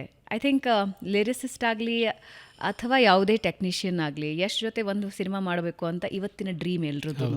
ಬಿಕಾಸ್ ಅವರು ತಮ್ಮನ್ನು ತಾವು ಬೆಳೆಸ್ಕೊಂಡ ರೀತಿ, ಇಂಡಸ್ಟ್ರಿನ ಬೆಳೆಸಿದ ರೀತಿ, ಇಂಡಸ್ಟ್ರಿನ ರೆಕಗ್ನೈಸ್ ಮಾಡೋ ಹಾಗೆ ಮಾಡಿದ ರೀತಿ ಇದೆಯಲ್ಲ, ಪ್ರತಿಯೊಬ್ಬರಿಗೂ ಯಶ್ ಜೊತೆ ಒಂದು ಸಲ ಸ್ಕ್ರೀನ್ ಶೇರ್ ಮಾಡಬೇಕು ಅಥವಾ ಅವ್ರ ಜೊತೆ ನಾವು ಕೆಲಸ ಶೇರ್ ಮಾಡಬೇಕು ಅಂತ. So toxic is songs are super duper hit, most excited, awaited. So ಹೆಂಗಿತ್ತು ಕೆಲಸ? ಹೇಗಿತ್ತು? ಹೇಗೆ ಅಪ್ರೋಚ್ ಆದರು ಅಥವಾ ಎಲ್ಲಿಂದ ಶುರು ಆಯಿತು? ಸೊ ಫೆಬ್ರವರಿ ಒಂದು ಸಾಯಂಕಾಲ ನನ್ನ ವೈಫ್ ಮಾತಾಡ್ತಾ ಕೂತಿದ್ವಿ ಸೋಫಾ ಮೇಲೆ. ಆವಾಗ ನನಗೆ ಮೆಸೇಜ್ ಬರುತ್ತೆ, ಕಾರ್ತಿಕ್ ಸರ್ KRJ ಅವರಿಂದ ಮೆಸೇಜ್ ಬರುತ್ತೆ, ಪ್ರಮೋದ್ ನಿಮ್ಮ ಶೆಡ್ಯೂಲ್ ಹೇಗಿದೆ ಇನ್ನೊಂದು 3-4 ಡೇಸ್ ಅಂತ. ನಾನು ಸರ್ ಒಂದಿಷ್ಟು ಸಾಂಗ್ಸ್ಗಳಿದೆ ಬರೀಬೇಕಷ್ಟೇ, ಬೇರೆ ಏನು ಟ್ರಾವೆಲಿಂಗ್ ಆ ಥರ ಏನೂ ಇಲ್ಲ. ಓಕೆ ಬಾಂಬೆಗೆ ಬರ್ಬೋದಾ ಅಂತ ಕೇಳಿದೆ. ಎಸ್ ಸರ್ ಓಕೆ, ಈ ಥರ ಟಾಕ್ಸಿಕ್ಕಿಗೆ ಹಾಡು ಬರೀಬೇಕು, ಬರ್ಬೋದಾ ಅಂತ. ಓಕೆ ಸರ್ ಬರ್ಬೋದು ಅಂತ ಹೇಳಿದೆ ನಾನು. ಆಮೇಲೆ ನೆಕ್ಸ್ಟ್ ಡೇ ಅವ್ರು ಹೇಳಿದ್ರು, ಇಲ್ಲ ನೀವು ಬರೆದು ಕಳಿಸಿದ್ರು ಓಕೆ ಅಂತ ಹೇಳಿದ್ರು. ಎಸ್ ಸರ್ ಅಂತ ಹೇಳಿದ್ರು. Okay sir anything is fine ಅಂತ ಹೇಳಿ ಆಮೇಲೆ ಮೆಲಡಿ ಕಳಿಸ್ತಾರೆ ನನಗೆ, ಏನು ನಮ್ಮ ಟ್ಯೂನ್ ಇದೆ ಅದನ್ನು ಕಳಿಸಿದ್ರು. ಸೊ ಇಲ್ಲಿ ಬಂದಾಗಲೂ ಒಂದು ಪ್ರೆಷರ್ ಅಂದರೆ ಈಗ ಗೊತ್ತಲ್ಲ, ಈ ಕಾಂತಾರದಲ್ಲಿ ಒಂದಿಷ್ಟು ವರ್ಷನ್ಸ್ ಆಗಿದೆ, ಇದಾಗಿದೆ, ಅದೆಲ್ಲ ಒಂದಿಷ್ಟು ತಲೆಯಲ್ಲಿ ಬರುತ್ತೆ. ಹೇಗೆ ಏನು ಅಂದರೆ ನಾನು ಈ ಅವಕಾಶ ಯೂಸ್ ಮಾಡ್ಕೋತೀನಿ ಅನ್ನೋದೊಂದು ಯಾವಾಗಲೂ ಒಂದು ಹಿಂಜರಿಕೆ ಬರುತ್ತೆ. ಒಂದೊಳ್ಳೆ ಅವಕಾಶ ಬಂದಿದೆ, ಅದು ನಾನು ಯೂಸ್ ಮಾಡ್ಕೊಳ್ಳಿಲ್ಲ ಅಂದರೆ ಮೇ ಬಿ ನನಗೆ ನಾನೇ ಬೇಜಾರಾಗ್ಬೋದು ಮುಂದೆ ಅನ್ನೋ ಥರದ್ದು ಒಂದಿರುತ್ತೆ, ಯಾರಿಗೇ ಆಗಲಿ ಅದೊಂದು. ಸೊ ಹಾಗಾಗಿ ಒಂದು ನರ್ವಸ್ನೆಸ್ ಇತ್ತು. ಬಟ್ ಯಶ್ ಸರ್ ಯಾವಾಗ ಫೋನ್ ಮಾಡಿ ಮಾತಾಡಿದ್ರು, ಫಸ್ಟ್ ಮಾತಲ್ಲೇ ನನಗೆ ಒಂದು ಸ್ವಲ್ಪ ಕಾಮ್ ಆದೆ ನಾನು. ಹಾಯ್ ಪ್ರಮೋದ್ ಹೇಗಿದ್ದೀರಾ ಅಂತ ಕೇಳಿದ್ರು. ಚೆನ್ನಾಗಿದ್ದೀನಿ ಸರ್, ನೀವು ಹೇಗಿದ್ದೀರಾ. ಅಲ್ಲಿಂದ ಒಂದು ಕನ್ವರ್ಸೇಷನ್ ಶುರು ಆಯಿತು. ನಿಮ್ಮ ಹಾಡುಗಳೆಲ್ಲ ಕೇಳಿದ್ದೀನಿ, ತುಂಬ ಚೆನ್ನಾಗಿ ಬರೀತೀರಾ, ತುಂಬ ಸಿಂಪಲಾಗಿ ಬರೀತೀರಾ, ಬಟ್ ಪೊಯಿಟ್ರಿ ಚೆನ್ನಾಗಿರುತ್ತೆ. ಇಷ್ಟು ಹೇಳ್ತಿದ್ದಂಗೆ ನನಗೆ ಇದು ಅಂದರೆ ಅರ್ಧ ಕೆಲಸ ಆಯಿತು ಅನ್ನೋ ಥರ ಆಯಿತು. ಹೌದು ಅಂದ್ಕೊಂಡೆ. ಅಂದರೆ ಅವ್ರ ವಾಯ್ಸಲ್ಲಿ ಏನೋ ಒಂದು ಆತ್ಮೀಯತೆ ಇತ್ತು ನನಗೆ ನಿಜವಾಗ್ಲೂ. ಅಂದರೆ ಎಷ್ಟು ಸರ್ ಅಷ್ಟು ದೊಡ್ಡ ಸ್ಟಾರು ಆ ಥರ ಇಂಟರ್ವ್ಯೂ ಅಂತ ಅದಕ್ಕೆ ಹೇಳ್ತಾ ಇಲ್ಲ, ನಾನು ಪರ್ಸ್ನಲಿ ತುಂಬ ಮನಸ್ಸಿನಿಂದ ಹೇಳ್ತಿರೋ ಮಾತಿದು. ತುಂಬ ಕಂಫರ್ಟೇಬಲ್ ಆಗಿ ತುಂಬ ವರ್ಷದ ಪರಿಚಯ ಅನ್ನೋ ಥರ ಮಾತಾಡಿದ್ರು. ಸಿಚುವೇಶನ್ನು ಅಷ್ಟೇ ನನಗೆ ಅಷ್ಟು ನೀಟಾಗಿ ಎಕ್ಸ್ಪ್ಲೇನ್ ಮಾಡಿ. ಅದಾದಮೇಲೆ ನನಗೆ ಟೈಮು ಕಡಿಮೆ ಇತ್ತು, ಮಾರ್ಚಲ್ಲೇ ರಿಲೀಸ್ ಇದ್ದಿತ್ತು ಆವಾಗ. ಸೊ ಫೆಬ್ರವರಿಲಿದ್ದು ಅಂದರೆ ತುಂಬ ಟೈಮ್ ಕಡಿಮೆ ಇದ್ದಿತ್ತು, ಹಾಗಾಗಿ ಹಾಡಿಸ್ಬೇಕು, ಅದ್ರದ್ದು ಮತ್ತೆ ಮುಂದಿನ ಕೆಲಸಗಳಿರುತ್ತಲ್ಲ. ಸೊ ಟೈಮ್ ತುಂಬ ಕಮ್ಮಿ ಇದೆ, ಆದಷ್ಟು ಬೇಗ ಹಾಕೊಡಿ ಅಂತ ಹೇಳಿದ್ರು. ಓಕೆ ಅಂತ ಹೇಳ್ಬಿಟ್ಟು ನೆಕ್ಸ್ಟ್ ಡೇ ನಾನು ಬೇರೆ ಏನು ಕೆಲಸ ಹಾಕ್ಕೊಳ್ದೆ, ಫುಲ್ ಡೇ ಕೂತ್ಕೊಂಡು ಸಂಜೆ ಅಷ್ಟೊತ್ತಿಗೆ ನನ್ನ ಪಲ್ಲವಿಗೆ ಏನಿದೆ ಅದನ್ನು ಮಾಡಿ ಕಳಿಸ್ದೆ ಅವ್ರಿಗೆ. ಕಳಿಸಾದ್ಮೇಲೆ ಅವ್ರು ಫೋನ್ ಮಾಡಿದ್ರು. ನನಗೆ ಕಳಿಸಾದ್ಮೇಲೂ ನರ್ವಸ್ನೆಸ್ ಇತ್ತು, ವರ್ಕ್ ಆಗುತ್ತಾ ಇಲ್ವಾ ಅಂತ. ಸರ್ಗೆ ಇಷ್ಟ ಆಯಿತು, ಫಸ್ಟ್ ವರ್ಷನೇ ಇಷ್ಟ ಆಯಿತು. ಸೊ ಇವಾಗ ಏನಿದೆ ಅದು ಫಸ್ಟ್ ವರ್ಷನೇ ಅದು. ಸೊ ಫಸ್ಟ್ ವರ್ಷನಲ್ಲೇ ಓಕೆ ಆಯಿತು. ಅದರಲ್ಲೆಲ್ಲ ಒಂದು ಲೈನ್ಗಳು ಆಚೆ ಈಚೆ ಮಾಡ್ಕೊಂಡ್ವಿ. ಡಿಸ್ಕಷನ್ ತುಂಬ ಮಾಡಿದ್ವಿ ನಾವು, 1-2 ಲೈನ್ಗೆ ತುಂಬ ಡಿಸ್ಕಷನ್ ಮಾಡಿದ್ವಿ. ಅದರ್ವೈಸ್ ಸ್ಟ್ರಕ್ಚರ್ ಏನಿದೆ ಆಲ್ಮೋಸ್ಟ್ ಎಲ್ಲ ಅದು ಫಸ್ಟ್ ವರ್ಷನಲ್ಲೇ ಓಕೆ ಆಯಿತು. ಹೌದು, ಫಸ್ಟ್ ವರ್ಷನೇ ಕರೆಕ್ಟ್. ಅದು ಒಂದೊಂದ್ಸತಿ ಹಂಗೆ ಆಗ್ಬಿಡುತ್ತೆ. ಆಮೇಲೆ ಚರಣಕ್ಕೆ ನಾನು ಕೊಡ್ತಾನೆ 4 ಕ್ವಶನ್ ಕೊಟ್ಟೆ. ನನಗೆ ಸ್ವಲ್ಪ ಕ್ಲಾರಿಟಿ ಇರಲಿಲ್ಲ. ಸೊ ನೋಡೋಣ ಚರಣ ಯಾವ್ದು ವರ್ಕ್ ಆಗುತ್ತೋ ಗೊತ್ತಿಲ್ಲ. ಸೊ 4 ಕ್ವಶನ್ ಕೊಟ್ಟೆ, ಅದರಲ್ಲಿ ಅವ್ರು ಒಂದು ಪಿಕ್ ಮಾಡಿದ್ರು. ಸೊ ಇದು ಚೆನ್ನಾಗಿದೆ, ಇದಕ್ಕೆ ಹೋಗೋಣ ಅಂತೇಳಿ ಪಿಕ್ ಮಾಡಿದ್ರು. ಮತ್ತು ಅಲ್ಲಿ ಇಲ್ಲಿ ಸ್ವಲ್ಪ ರಿಪೇರಿ ಪಾಲಿಶ್ ಕೆಲಸಗಳು, ಹಾಡು ಸೌಂಡಿಂಗ್ ರಿಲೇಟೆಡ್ ಆಗಿ ಅದು ತುಂಬ ಡಿಸ್ಕಸ್ ಮಾಡಿದ್ವಿ ಫೋನಲ್ಲಿ. ಅಂದರೆ ಯಶ್ ಸರ್ ತುಂಬ ಸೆನ್ಸಿಬಲ್. ನನಗೆ ಸೀರಿಯಸ್ಲಿ ಅಂದರೆ ಒಬ್ಬ ಆ್ಯಕ್ಟ್ರಾಗಿ ಗೊತ್ತು ಬಿಟ್ಟರೆ, ಒಬ್ಬ ರೈಟ್ರಾಗಿ ಒಬ್ಬ ಮ್ಯೂಸಿಕ್ ಅವರು ಒಂದು ಸೆನ್ಸ್ ಇದೆಯಲ್ಲ, ಲಿರಿಕಲ್ ಸೆನ್ಸು, ಅದು ನನಗೆ ತುಂಬ ಖುಷಿಯಾಯಿತು. ಅಂದರೆ ನಾನು ಯಾವುದೋ ಒಂದು ನಾವೇನೋ ಅನ್ಕೊಂಡಿರ್ತೀವಿ ಗೊತ್ತಾ, ಇದು ಸೌಂಡ್ ಆಗ್ತಿಲ್ವೇನೋ, ಇದೇನೋ ಡೌಟಲ್ಲಿ ಇದೆಯೇನೋ, ನೋಡೋಣ ಹಾಡಾದ್ಮೇಲೆ ಕೇಳೋಣ ಅಂತ. ಅದನ್ನು ಅವರು ಹೇಳೋರು, ಇದು ಈ ಥರ ಸೌಂಡ್ ಕೇಳುತ್ತಾ, ಈ ವರ್ಡ್ ಕೇಳುತ್ತಾ ಅನ್ನೋ ಥರ. ಆ್ಯಂಡ್ ಅದು ಏನೇ ಹೇಳೋದು, ನಾವೇನೇ ಹೇಳಿದ್ರು ಅದನ್ನು ರೆಸ್ಪೆಕ್ಟ್ ಮಾಡಿ ತೊಗೊಳ್ಳೋರು. ಸೊ ಆ ಥರದ್ದೆಲ್ಲ ಆಯಿತು. ಈಗ ನಾನು ಮೂಕ ನಾವಿಕ ಅಂತ, ಮೂಕ ಅನ್ನೋ ಪದ ಇದರಲ್ಲಿ ನಾನು ಬೇರೆ ಅಂಧ ಅನ್ನೋ ಪದಕ್ಕೆ ನಾವೇನು ಬಳಸ್ತೀವಿ ಅದನ್ನು ಆ ಪದ ಹಾಕಿದ್ವಿ ಅಲ್ಲಿ. ಸೊ ಅದು ನಾನು ಹೇಳಿದೆ ಸರ್, ಇತ್ತೀಚಿನ ದಿನಗಳಲ್ಲಿ ಸ್ವಲ್ಪ ಅದನ್ನು ಬಳಸ್ತಾ ಇಲ್ಲ ನಾವು, ಬಳಸಿದ್ರೆ ಅದು ಸ್ವಲ್ಪ ಅಂಧ ವ್ಯಕ್ತಿಗಳಿಗೆ ಸ್ವಲ್ಪ ನೋವಾಗೋ ಹರ್ಟ್ ಆಗುತ್ತೆ ಅನ್ನೋ ವಿಚಾರಕ್ಕೆ ಬಳಸೋ ಹಾಗಿಲ್ಲ ಅದನ್ನು ಅಂತ ಹೇಳಿದಾಗ, ಹೌದಲ್ವಾ, ಕರೆಕ್ಟ್ ಅದನ್ನು ಚೇಂಜ್ ಮಾಡೋಣ. ಆಮೇಲೆ ಅಂಧ ಅನ್ನೋ ಪದ ಹಾಕಿದ್ವಿ ಅದಕ್ಕೆ, ಅದು ಹಾಕ್ಬೋದಾ ಕೇಳಿದ್ರು ಅವರು. ಸರ್ ಅದು ಏನಂದರೆ ಅಂಧ ಚಂದ ಮತ್ತು ಇದು ಡ್ಯುಯಲ್ ಮೀನಿಂಗ್ ಕೊಡೋ ಚಾನ್ಸ್ ಇರುತ್ತೆ, ಹಾಡಿನ ಏನು ಹೇಳಬೇಕು ಹೊರಟಿದ್ದೀವಿ, ಹಾಗಾಗಿ ಅದನ್ನು ನಾವು ಮೂಕನಾವಿಕ ಅಂತ ಹೇಳಿ ಅದನ್ನು ಚೇಂಜ್ ಮಾಡಿದ್ವಿ ಆಮೇಲೆ. ಸೊ ಈ ಥರದ ಡಿಸ್ಕಷನ್ಗಳು ತುಂಬ ಆಗ್ತಿತ್ತು. ನನಗೆಲ್ಲೋ ರಾಕಿಂಗ್ ಸ್ಟಾರ್ ಯಶ್ ಜೊತೆ ಅವ್ರ ಜೊತೆ ಮಾತಾಡ್ತಿದ್ದೀನಿ ಅಂತ ಅನಿಸ್ತಾನೆ ಇರಲಿಲ್ಲ ನನಗೆ, ಅಷ್ಟು ಕಂಫರ್ಟೇಬಲ್ ಆಗಿ. That's why he is rocking star. Exactly. Okay, Pramod, tell me, ನಿಮ್ಮ ಕನಸೇನಿದೆ? ಸೊ ಕನಸು ಅದೇ, ಯಾಕೆಂದರೆ ಈಗ ನೀವು ಏನೇನು ಸಾಧನೆ ಮಾಡಿದಿರಲ್ಲ, ಇದು ತುಂಬ ಸಾವಿರಾರು ಜನರ ಕನಸು. ಹೌದು. I want to know Pramod Maravanthe ಅವ್ರ ಕನಸೇನಿದೆ ಅಂತ. ಸೊ ಅದೇ ನೀವು ಹೇಳಿದ ಮಾತು ಅದೇ. ಇದರಲ್ಲೂ ರಾಜ್ಕುಮಾರ ನನಗೆ ಅಪ್ಪು ಸರ್ದೊಂದು ಡೈಲಾಗ್ ಇದೆ, ನಾವು ಯಾವತ್ತೂ ನಮ್ಮ ಬದುಕನ್ನು ಇದು ಮಾಡ್ಕೋಬಾರ್ದು, ನಾವು ಹಿಂಗಿದ್ದೀವಿ ಅಂತ ನೋವು ಮಾಡ್ಕೋಬಾರ್ದು. ಅಂದರೆ ನಮ್ಮ ಬದುಕು ಎಷ್ಟೋ ಜನರ ಕನಸು ಅಂತ. ಸೊ ಅದು ಯಾವಾಗಲೂ ಆ ಮಾತು ಯಾವಾಗಲೂ ನಂಗೆ ನೆನಪಾಗುತ್ತೆ.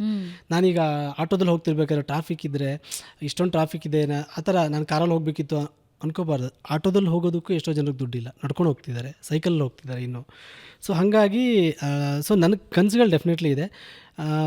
ಒಂದು ನಂಗೆ ಇನ್ನೂ ಒಂದಿಷ್ಟು ಒಳ್ಳೊಳ್ಳೆ ಹಾಡುಗಳು ಬರೀಬೇಕು ಅನ್ನೋದು. ಯಾವುದಾದ್ರೂ ಡ್ರೀಮಿ ಕೊಲಾಬರೇಷನ್ ಇದೆಯಾ? ನನಗೆ ಬಟ್ ನನಗೆ ಮುಂಚೆಯಿಂದ ನಾನು ಹೇಳ್ತಾ ಬಂದಿದ್ದು ನನಗೆ ಎಲ್ಲ ಸ್ಟಾರ್ಸ್ಗಳಿಗೆ ಬರೀಬೇಕು ಅನ್ನೋದೊಂದಿದೆ. ಸೊ ನನಗೆ ಎಷ್ಟು ಸರ್ಗೆ ಬರೀಬೇಕು ಅನ್ನೋದಿತ್ತು, ಅದು ಆಗಿದೆ. ಸೊ ಸುದೀಪ್ ಸರ್ಗೆ ಬರ್ದಿಲ್ಲ. ನನಗೆ ಸುದೀಪ್ ಸರ್ ತುಂಬ ಇಷ್ಟ ಮುಂಚೆಯಿಂದನೂ. ಸುದೀಪ್ ಸರ್ ಜೊತೆ ವರ್ಕ್ ಮಾಡಬೇಕು ಅನ್ನೋ ಆಸೆ ಇದೆ. ಹಾಗೆ ರಕ್ಷಿತ್ ಸರ್ ಜೊತೆ ನಾನು ವರ್ಕ್ ಮಾಡಿಲ್ಲ, ಅವ್ರ ಜೊತೆ ರಾಜ್ ಶೆಟ್ಟರ್ ಜೊತೆ ಈ ಥರ ಒಂದಿಷ್ಟಿದೆ. ಅದು ಬಿಟ್ಟರೆ ನನಗೆ ಹೊಸ ಹೊಸ ಟೆಕ್ನಿಷಿಯನ್ ಜೊತೆ ಯಾರು ಒಳ್ಳೆ ಕಂಟೆಂಟ್ ತರ್ತಾರೆ ಅವ್ರ ಜೊತೆ ವರ್ಕ್ ಮಾಡೋದಕ್ಕೆ ಯಾವಾಗಲೂ ಇಷ್ಟ. ಯಾಕಂದರೆ ನನ್ನಲ್ಲಿ ಏನೋ ಹೊಸದು ಬರುತ್ತೆ ಅನ್ನೋ ಕಾರಣಕ್ಕೆ. ಸೊ ಒಂದಿಷ್ಟು ಹಾಡುಗಳನ್ನು ಬರೀಬೇಕು, ಇನ್ನೂ ಒಂದಿಷ್ಟು ವರ್ಷಗಳ ಕಾಲ ಹಾಡುಗಳನ್ನು ಬರೀಬೇಕು. ಅಂದರೆ ಕನ್ನಡ ಸಾಹಿತ್ಯ ನನಗೆ ಅಕ್ಷರಗಳ ಅನ್ನ ಕೊಡುತ್ತಿದೆ. ಸೊ ಅದಕ್ಕೇನಾದರೂ ಒಂದು ಸಣ್ಣ ಸೇವೆ ಅನ್ನೋ ಥರ. ಯಾಕಂದರೆ ಈಗಿನ ಜನ್ರೇಷನ್ಗೆ ಕನ್ನಡವನ್ನು ನಾವೇನು ಅವರಿಗೆ ವರ್ಗಾಯಿಸುವಂಥ ಒಂದು ಜವಾಬ್ದಾರಿ ಇದೆ. ಅದು ಸಿನಿ ಸಾಹಿತಿಗಳು ತುಂಬ ಇದೆ. ಯಾಕಂದರೆ ಸಾಹಿತ್ಯ ಓದ್ತಾ ಇಲ್ಲ ಮಕ್ಕಳು, ಎಲ್ಲ ರೀಲ್ಸಲ್ಲಿ ಬ್ಯುಸಿ ಆಗಿದ್ದಾರೆ, ಅವರು ಸಾಹಿತ್ಯ ಓದ್ತಾ ಇಲ್ಲ. ಹಾಗಾಗಿ ಆ ಸಿನಿ ಸಾಹಿತ್ಯಕ್ಕೆ ಒಂದು ದೊಡ್ಡ ಜವಾಬ್ದಾರಿ ಇದೆ. ನಾವೇನು ಏನು ಬರಿತೀವಿ ಅದು ಅವ್ರಿಗೆ ತುಂಬ ಈಸಿಯಾಗಿ ಕೇಳುತ್ತೆ. ಒಂದು ಹಾಡು ಹಿಟ್ಟಾದಾಗ ನಿಮಗೆ ಆ ಪದಗಳು ಕೇಳುತ್ತೆ, ಆ ಪದದ ಅರ್ಥಗಳು ಎಲ್ಲೂ ತಿಳ್ಕೊಬೋದು ಅವರು. ಹಾಗಾಗಿ ಮುಂದಿನ ಜನ್ರೇಷನ್ಗೆ, ನಮ್ಮ ಬರವಣಿಗೆ ಒಂದು ಜನ್ರೇಷನ್ ಏನಿದೆ, ಆ ಒಂದು ಪೀಳಿಗೆ ಏನಿದೆ ತುಂಬ ದೊಡ್ಡದು. ರೈಟ್ ಫ್ರಮ್ ಬೆಳ್ಳಾವೆ ನರಹರಿ ಶಾಸ್ತ್ರಿ ಅವರಿಂದ ಹಿಡಿದು ಕೂರಾ ಸೀತಾರಾಮ್ ಶಾಸ್ತ್ರಿ ಆಗಿರ್ಬೋದು, ಇವರು ಸಿ ಉದಯಶಂಕರ್ ಅವರು, ಸೊ ಇತ್ತೀಚಿನ ನಾಗೇಂದ್ರ ಪ್ರಸಾದ್ ಅವರು, ಕವಿರಾಜ್ ಅವರು, ಕಲ್ಯಾಣ್ ಅವರ ಆ ಜನ್ರೇಷನ್ವರೆಗೂ ತುಂಬ ಒಳ್ಳೊಳ್ಳೆ ಸಾಹಿತ್ಯಗಳನ್ನು ಕೊಟ್ಟಿದ್ದಾರೆ. ಆ ಜವಾಬ್ದಾರಿಯನ್ನು ತುಂಬ ಚೆನ್ನಾಗಿ ನಿಭಾಯಿಸಿದ್ದಾರೆ. ಸೊ ಈಗ ನಮ್ಮ ಜನ್ರೇಷನ್ಗೆ ಅದಿದೆ, ಅದನ್ನು ನಾವು ಮುಂದಕ್ಕೆ ದಾಟಿಸ್ಬೇಕು ಅಂತ. ಆ ಜವಾಬ್ದಾರಿ ಯಾವಾಗಲೂ ಕಾಡ್ತಿರ್ತವೆ. ಈ ಮುಂಚೆ ಎಲ್ಲ ಅದೊಂದು ಹಾಡು ಹಿಟ್ಟು ಅದೆಲ್ಲ ಇತ್ತು. ಸೊ ಇವಾಗ ಆ ಜವಾಬ್ದಾರಿ ಕೂಡ ಎಲ್ಲೋ ಒಂದು ಕಡೆ ಬಂದು ನಮ್ಗೆ ಇಣುಕ್ತಾ ಇರುತ್ತೆ. ಹಾಡು ಬರಿಬೇಕಾದ್ರೆ ಅನುಭವ ಜಾಸ್ತಿ ಆಗ್ತಾ ಇದ್ದ ಹಾಗೆ ಜವಾಬ್ದಾರಿ ಆಗುತ್ತೆ. ಹೌದು. ಓಕೆ, ಲಿರಿಸಿಸ್ಟ್ ಇತ್ತೀಚಿನ ದಿನದಲ್ಲಿ ಏನು ಪ್ರಾಬ್ಲಮ್ ಆಗಿದೆ ಅಂದರೆ, ಈಗಿನ ಯೂತ್ ನಾನು ಏನು ಬರೆದ್ರು ಸಾಹಿತ್ಯ ಅಂತ ಅಂದ್ಕೊಳ್ತಾರೆ. Anything I write it is beautiful ಅಂತ. ಒಬ್ಬ ಲಿರಿಸಿಸ್ಟ್ಗೆ ಇರಬೇಕಾದ ಮುಖ್ಯ ಗುಣ ಏನು? ಸೆನ್ಸಿಟಿವಿಟಿ. ಅಂದರೆ ಒಬ್ಬ ಕೇಳಿದಾಗ ಅವನಿಗೆ ಅದು ಅವನಲ್ಲಿ ಏನು ಭಾವನೆಗಳನ್ನು ಇದು ಮಾಡುತ್ತೆ, ಅಥವಾ ಒಂದು ಭಾಷೆ ಪದ ಕೇಳಿದಾಗ ಅವನಲ್ಲಿ ಏನು ಅದನ್ನು ಹೇಗೆ ಅವ್ನು ಕನ್ಸ್ಯೂಮ್ ಮಾಡ್ತಾನೆ ಅನ್ನೋದು ಕೂಡ ತುಂಬ ಮುಖ್ಯ ಆಗುತ್ತೆ. ಈಗ ನೀವೇ ಹೇಳಿದ್ರಿ, ನಾನು ಏನೋ ಒಂದು ಬರೆದ್ಬಿಟ್ಟು ಹೀಗೆ ಸೀದಾ ಮ್ಯೂಸಿಕಲ್ಲಿ ಕೂತಾಗ ಚೆನ್ನಾಗಿ ಕೇಳಿಸ್ಬೋದು ಅದು. ಬಟ್ ಅದೇನೋ ಒಂದು ರೌಂಡ್ ಅಪ್ ಆದಾಗ ಅವನಲ್ಲಿ ಏನೋ ಒಂದು ಭಾವನೆಗಳು ಇರಬೇಕು ಅಂತ. ತುಂಬ ಕಡಿಮೆ ಆಗ್ತಿರೋದು ಭಾವನೆಗಳು. ಇವಾಗ ನಾವು ಜೆನ್ಜಿ ಆಗಿರ್ಬೋದು, ನಾವು ನಮ್ಮ 90s ಕಿಡ್ಸ್ ಏನಿದ್ದೀವಿ, ನಮ್ಮಲ್ಲಿ ಏನೊಂದು ಎಮೋಷ್ನಲ್ ಇದಿತ್ತು ಅದು ಬಹುಶಃ ಕಡಿಮೆ ಆಗ್ತಿದೆ ಅನಿಸುತ್ತೆ ನನಗೆ. ಸೊ ಆ ಭಾವನೆಗಳನ್ನು ಈ ರೀತಿ ಸಿನಿಮಾ ಆಗಿರ್ಬೋದು, ಸಾಹಿತ್ಯ ಆಗಿರ್ಬೋದು, ಏನು ಕಲಾ ಪ್ರಕಾರಗಳಿದೆ ಅವುಗಳಿಂದ ಮಾತ್ರ ಮತ್ತೆ ನೆನಪು ಮಾಡೋಕ್ಕೆ ಸಾಧ್ಯ. ಈಗ ಎಷ್ಟೋ ತಾಯಿ ತನ್ನ ತಾಯಿ ಏನೇನು ಅವನಿಗೋಸ್ಕರ ತ್ಯಾಗ ಮಾಡ್ತಾಳೆ ಅಂತ ಅವಳು ಹೇಳಿದ್ರೆ ಅರ್ಥ ಆಗದಿರೋ ಹುಡುಗ ಯಾವುದೋ ಸಿನಿಮಾ ಅಲ್ಲಿ ಯಾವುದೋ ಒಂದು ತಾಯಿ ಮದರ್ ಸೆಂಟಿಮೆಂಟ್ ಹಾಡ್ಗೋ ಅಥವಾ ಒಂದು ಸಿಚುವೇಶನ್ ಬಂದಾಗ ಅವ್ನ ಕಣ್ಣಲ್ಲಿ ನೀರು ಬರ್ಬೋದು. ಕಲೆಗೆ ಅದೊಂದು ಶಕ್ತಿ ಇದೆ. ಸೊ ಹಾಗಾಗಿ ನಾವು ಬರಿಬೇಕಾದ್ರೆ ತುಂಬ ಸೆನ್ಸಿಟಿವ್ ಆಗಿರಬೇಕು, ತುಂಬ ಜವಾಬ್ದಾರಿಯಿಂದ ಬರಿಬೇಕು, ಸೆನ್ಸಿಬಲ್ ಆಗಿರ್ಬೇಕು. ಕರೆಕ್ಟ್. ರೈಟ್. ಈಗ ಯೋಗರಾಜ್ ಭಟ್ರು ನಮ್ಮ ಸುವರ್ಣ ನ್ಯೂಸ್ನ ಒಂದು ಇಂಟರ್ವ್ಯೂಲ್ಲಿ ಹೇಳ್ತಾ ಇದ್ರು, ನೀವು ಹೆಂಗೆ ಬರೆಯೋಕ್ಕೆ ಸಾಧ್ಯ ಈ ರೀತಿ ಎಲ್ಲ ಲಿರಿಕ್ಸನ್ನು, ಹೆಣ್ಮಕ್ಳ ಮನಸ್ಸನ್ನು ಹೆಂಗೆ ಅರ್ಥ ಮಾಡ್ಕೊಂಡು ಬರೀತೀರಿ ಅಂತ ಕೇಳಿದಾಗ ಅವ್ರು ಹೇಳಿದ್ರು, ನನ್ನ ಮನಸ್ಸಿನಲ್ಲಿ ಅಂದರೆ ನನ್ನೊಳಗೊಬ್ಬ ತುಂಟ ಕಾವ್ಯ ಕನ್ನಿಕೆ ಇದ್ದಾಳೆ ಅಂತ. ಸೊ ನಿಮ್ಮೊಳಗೆ ಯಾರಿದ್ದಾರೆ? ಸೊ ಎಲ್ಲರೂ ಇರಬೇಕಾಗತ್ತೆ. ಒಬ್ಬ ಕವಿ ಒಳಗಡೆ ಎಲ್ಲ ವ್ಯಕ್ತಿಗಳು, ಈಗ ತಂದೆ ಬಗ್ಗೆ ಹಾಡು ಬರಿಬೇಕಾದ್ರೆ ನನ್ನೊಳಗೆ ಒಬ್ಬ ಮಗ ಇರಬೇಕಾಗುತ್ತೆ. ಅದೇ ಮಗಳು ತಂದೆ ಬಗ್ಗೆ ಹೇಳಬೇಕಾದ್ರೆ ಮಗಳಾಗಿ ನಿಲ್ಲಬೇಕಾಗುತ್ತೆ. ಗಂಡ ಹೆಂಡತಿ, ಈಗ ನಾನು ಚಂದ ಹಾಡು ಬರೆದಾಗ ಮದುವೆನೇ ಆಗಿರಲಿಲ್ಲ. ಸೊ ಒಬ್ಬ ಗಂಡನ ಸ್ಥಾನದಲ್ಲಿ ನಿಂತು ನಾವೆಲ್ಲ ನೋಡ್ತಿರ್ತೀವಿ ಗೊತ್ತಾ, ಗಂಡ ಹೆಂಡತಿ ಹೇಗಿರ್ತಾರೆ, ಅವರ ಕಿತ್ತಾಟ ಆಗಿರ್ಬೋದು, ಅವರ ಮುದ್ದಾಟಗಳು, ಅದನ್ನೆಲ್ಲ ಅನುಭವಗಳನ್ನು ತಂದು ಇದು ಮಾಡೋದಿದೆಯಲ್ಲ, ಕವಿ ಬದಲಾಗ್ತಾ ಇರಬೇಕು. ಅಂದರೆ ಆ ಕ್ಯಾರೆಕ್ಟರ್ಗೆ ನೀರು ಥರ. ಸೊ ನಾವು ಯಾವ ಪಾತ್ರಕ್ಕೆ ಬರೀತೀವಿ ಅದು ಆಗ್ಬೇಕು ನಾವು. ಹೌದು. ಈಗ ನಾನು ಒಂದು ಫೀಮೇಲ್ ಸೋಲೋ ಬರಿಬೇಕಾದ್ರೆ ನಾನು ಫೀಮೇಲ್ ಜಾಗದಲ್ಲಿ ನಿಂತ್ಕೊಂಡೆ ಒಂದು ಹೀರೋನ್ ನೋಡ್ತೀನಿ. ನಾನು ಅವಳ ಎಕ್ಸ್ಪೆಕ್ಟೇಷನ್ ಏನಿದೆ. ಒಬ್ಬ ಹುಡುಗ ಬರಿಬೇಕಾದ್ರೆ ಹುಡುಗನ ಜಾಗದಲ್ಲಿ ನಿಂತು ಬರಿಬೇಕಾದ್ರೆ ಅವಳನ್ನು ಪ್ರೊಟೆಕ್ಟ್ ಮಾಡ್ತೀನಿ. ಪ್ರಾಮಿಸಸ್ಗಳು ಜಾಸ್ತಿ ಇರುತ್ತೆ. ಈ ಕಡೆಯಿಂದ ಬಂದಾಗ ಎಕ್ಸ್ಪೆಕ್ಟೇಷನ್ ಇರುತ್ತೆ, ಒಂದು ಪೊಸೆಸಿವ್ನೆಸ್ ಇರುತ್ತೆ, ಒಂದು ಪ್ರೊಟೆಕ್ಷನ್, ನನ್ನನ್ನು ಒಂದು ಪ್ರೊಟೆಕ್ಟ್ ಮಾಡ್ತಾನೆ ಅನ್ನೋದು ಒಂದು ಕಾನ್ಫಿಡೆನ್ಸ್ ಇರುತ್ತೆ. ಸೊ ಅದು ಪ್ರಕೃತಿ, ಅದು ಗಂಡು ಹೆಣ್ಣು ಅನ್ನೋದು. ಸೊ ಆ ಪ್ರಕೃತಿಯ ಲಕ್ಷಣಗಳೇನಿದೆ ಅದಕ್ಕೆ ನಾವು ಸ್ಪಂದಿಸಿ ನಿಂತ್ಕೋಬೇಕಾಗುತ್ತೆ ಕವಿಗಳು. ಸೊ ಪರಕಾಯ ಪ್ರವೇಶ ಖಂಡಿತ ಆಗಲೇಬೇಕು. ವೈಫ್ ಕೈಯಲ್ಲಿ ಹಾಡಿಸಿದ್ದೀರಾ ಮದುವೆಗೆ ಮುಂಚೆನೆ? ಆದರೆ ನಿಮ್ಮ ವೈಫ್ ತುಂಬ ಇಷ್ಟಪಟ್ಟಿರೋ ಸಾಂಗ್ ಯಾವುದು ಇಲ್ಲಿವರೆಗೆ? ಅವಳಿಗೆ ಇನ್ನೂ ಬೇಕಾಗಿದೆ ಇಷ್ಟ. ಅದು ಬಿಟ್ಟರೆ ಇದು ಸಿಂಗಾರ ಸಿರಿಯನ್ನು ಇಷ್ಟ. ಆಮೇಲೆ ಅವಳು ನಗುವಿನ ನೇಸರ ಅಂತ ಒಂದು ಹಾಡಿದೆ ನಂದು, ಚರಣ್ ಸರ್ ಮ್ಯೂಸಿಕಲ್ಲಿ, ಅದನ್ನು ತುಂಬ ಇಷ್ಟಪಡ್ತಾಳೆ. ಈಗ ಮನಮೋಹಕನೂ ಗುರುಗ್ತಾ ಇರ್ತಾಳೆ. ಸೊ ಓಕೆ, ನಿಮ್ಮ ವೈಫಿಗೆ ಡೆಡಿಕೇಟ್ ಮಾಡಿ ಯಾವುದಾದ್ರೂ ಒಂದು ಹಾಡು ಹಾಡೋದ್ರ ಮೂಲಕ ಇವತ್ತಿನ ನಾವು ಪಾಡ್ಕಾಸ್ಟ್ ಮುಗಿಸ್ಬೋದಾ, ಅಥವಾ ನಿಮಗೆ ಬಹಳ ಇಷ್ಟದ್ದು, ಸದಾ ನಿಮ್ಮ ಬರವಣಿಗೆನೇ ನಿಮ್ಮ ಕಾಡೋ ಯಾವುದಾದ್ರೂ ಒಂದು ಹಾಡಿನ ಸಾಲಿನ ಜೊತೆ ನಾವು ಇವತ್ತಿನ ಪಾಡ್ಕಾಸ್ಟ್ ಮುಗಿಸ್ಬೋದಾ? ಯಾವುದು? ಅಂದರೆ ನಾನು ಅವಳು ಡೆಡಿಕೇಟ್ ಮಾಡಿ ಬರೆದಿರೋದು ಒಂದು ಭಾವಗೀತೆ ಬರೆದಿದ್ದೆ. ಓಕೆ. ಮಾತನಾಡದೇ ಇರಬೇಡ ಮುನಿಸುವೇನೇ ಇರಲಿ ಮನಸ್ಸಿಗೆ ಹಾಕಿಕೊಳ್ಳಬೇಡ ಅಂತ. ಅದು ನನಗೆ ತುಂಬ ಇಷ್ಟ. ಅದು ಬಿಟ್ಟರೆ ನಾನು ಇನ್ನೊಂದು ನನ್ನ ಊರ ದಾರಿ ಮೇಲೆ ಅಂತ ಒಂದು ಬರೆದಿದ್ದೆ, ಅದು ಇಷ್ಟ. ಸೊ ಅವಳ ಇಷ್ಟದ ಹಾಡು ಅದೇ ತುಂಬ ಇದೆ. ಬಟ್ ಇವಾಗ ಈಗ ಹಾಡೋದಾದರೆ ನಾನು ಮುದ್ದುಗುಮ್ಮ ಹಾಡ್ಬೋದು. ಓಕೆ. ಸೊ ನನಗೆ ಅಂದರೆ ಸಿಂಗರ್ ಅಲ್ಲ, ಹಾಗಾಗಿ ಕೆಟ್ಟದಾಗಿರುತ್ತೆ. ಸೊ ಮೊದಲ ದಿನವೇ ಮರುಳು ಹಿಡಿಸಿದೆ ಹೇಗೆ, ಕೊನೆಯವರೆಗೂ ವಾಸಿಯಾಗದ ಹಾಗೆ, ನಾ ಖಾಲಿ ಇರುವೆ ಕಾಯೋ ಕೆಲಸ ನೀಡು, ನೀ ನನ್ನ ಮನೆಯ ತುಳಸಿ ಗಿಡವ ಕಾಪಾಡು, ಮುದ್ದುಗುಮ್ಮ ನೀನೇನೆ, ಮುದ್ದು ಮಾಡುವ ಆಸೆ ನನಗೆ ನಿನ್ನನ್ನೇ. Thank you madam. ತುಂಬ ಇದೆ ಈ ಹಾಡು, ಹಾಡೋದು ಕಷ್ಟ. ಇಲ್ಲ, I can understand, but beautifully sung. Thank you. So ನಾನು ಈಗಾಗಲೇ ಹೇಳಿದ ಹಾಗೆ ನಿಮ್ಮ ಜರ್ನಿ ಇದೆಯಲ್ಲ, ಅದು ಸಾವಿರಾರು ಜನರ ಕನಸು. ಆದರೆ ಇಲ್ಲಿಗೆ ಬಂದು ನಿಂತಿದ್ದೀರಿ, ಇನ್ನೊಂದಷ್ಟು ಕನಸುಗಳನ್ನು ಹೊತ್ಕೊಂಡಿದ್ದೀರಿ. ಆದರೆ ಖುಷಿ ವಿಷಯ ಏನಂದರೆ, ಮರವಂತೆ ಅವರ ಹಾಡು ನಮ್ಮ ಸಿನಿಮಾದಲ್ಲೂ ಇರಬೇಕು ಅಂತ ಅಂದ್ಕೊಳ್ಳುವಂತಹ ಒಂದು ಯಶಸ್ಸಿನ ಘಟ್ಟಕ್ಕೆ ನೀವು ಬಂದು ನಿಂತಿದ್ದೀರಿ. ಆ ಹಾದಿನ ಹಾಗೆ ಮುಂದುವರಿಸ್ತಾ ಇದ್ದೀರಿ.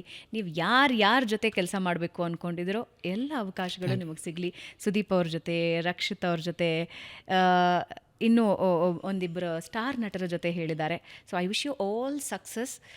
ಮತ್ತೊಂದು ಸಲ ಹೀಗೆ ಕೂತು ನಿಮ್ಮ ಹಾಡುಗಳನ್ನು ಗುನುಗ್ತಾ ಇನ್ನೊಂದು ಪಾಡ್ಕಾಸ್ಟ್ ಮಾಡೋಣ. ಆಗ ನೀವು ಇನ್ನೊಂದಷ್ಟು ರಾಶಿ ಯಶಸ್ಸನ್ನು ತಗೊಂಡು ನಮ್ಮ ಜೊತೆ ಬಂದು ಕೂತ್ಕೊಳ್ಳಿ. Thank you madam, thank you so much. ಹಾಗೆ ಅಂದರೆ ಸುವರ್ಣ ನ್ಯೂಸ್ ರೆಗ್ಯುಲರ್, ನಾನು ಈ ಸಿನಿಮಾ ಹಂಗಾಮ ಇದೆಲ್ಲ ನಮ್ಮ ಮನೇಲಿ, ಅದು ಸಿನಿಮಾ ಇಂಡಸ್ಟ್ರಿ ಯಾವಾಗ ಇಂಟ್ರೆಸ್ಟ್ ಬಂತು ಅವಾಗೆಲ್ಲ ಇದನ್ನೆಲ್ಲ ನೋಡೋದು, ಹೆಂಗೆ ಶೂಟ್ ಆಗ್ತಿದೆ, ಏನು ಇದಾಗ್ತಿದೆ ಅನ್ನೋ ಥರ. ಸೊ ಆ ಟೈಮಿಂದನೂ ನೋಡ್ಕೊಂಬಂದು ನಿಮ್ಮ ಸಂದರ್ಶನಗಳು ನೋಡ್ಕೊಂಬಂದು, ಮತ್ತು ನೀವು ಕೇಳಿದಂಥ ಪ್ರಶ್ನೆಗಳು, ನೀವು ಮಾತಾಡಿಸಿದಂಥ ರೀತಿ ಎಲ್ಲವೂ ವಿಭಿನ್ನವಾಗಿತ್ತು. ಸೊ ನನ್ನೊಳಗಡೆ ಎಲ್ಲೂ ಹೇಳದೇ ಇರೋ ಒಂದಿಷ್ಟು ವಿಚಾರಗಳು, ಒಂದಿಷ್ಟು ಹೇಳ್ಕೊಳ್ಳೋಕೆ ಒಂದು ಜಾಗ ಸಿಕ್ತು ಅನಿಸ್ತು ನನಗೆ. Thank you so much madam. Thank you so much and all the very best. Thank you madam. ನಿಮ್ಗೆ all the very best for Toxic too. Thank you madam. Thank you so much. Thank you. So ವೀಕ್ಷಕರೇ, ಇದರೊಂದಿಗೆ ಇವತ್ತಿನ Bengaluru bus ಮುಗಿಸ್ತಾ ಇದ್ದೀವಿ. ಮರವಂತೆ ಅವರ ಹಾಡನ್ನು I think ಇವಾಗ ಮೊಬೈಲಲ್ಲಿ ಹಾಕ್ಕೊಂಡು ಗುನುಗ್ತಾ ಇರಬಹುದು ಅಂತ ಅನಿಸುತ್ತೆ. ಮುಂದಿನ ವಾರ ಮತ್ತೊಬ್ಬ ವಿಶೇಷ ಅತಿಥಿ ಜೊತೆ ಭೇಟಿಯಾಗ್ತೀನಿ. ನಮಸ್ಕಾರ.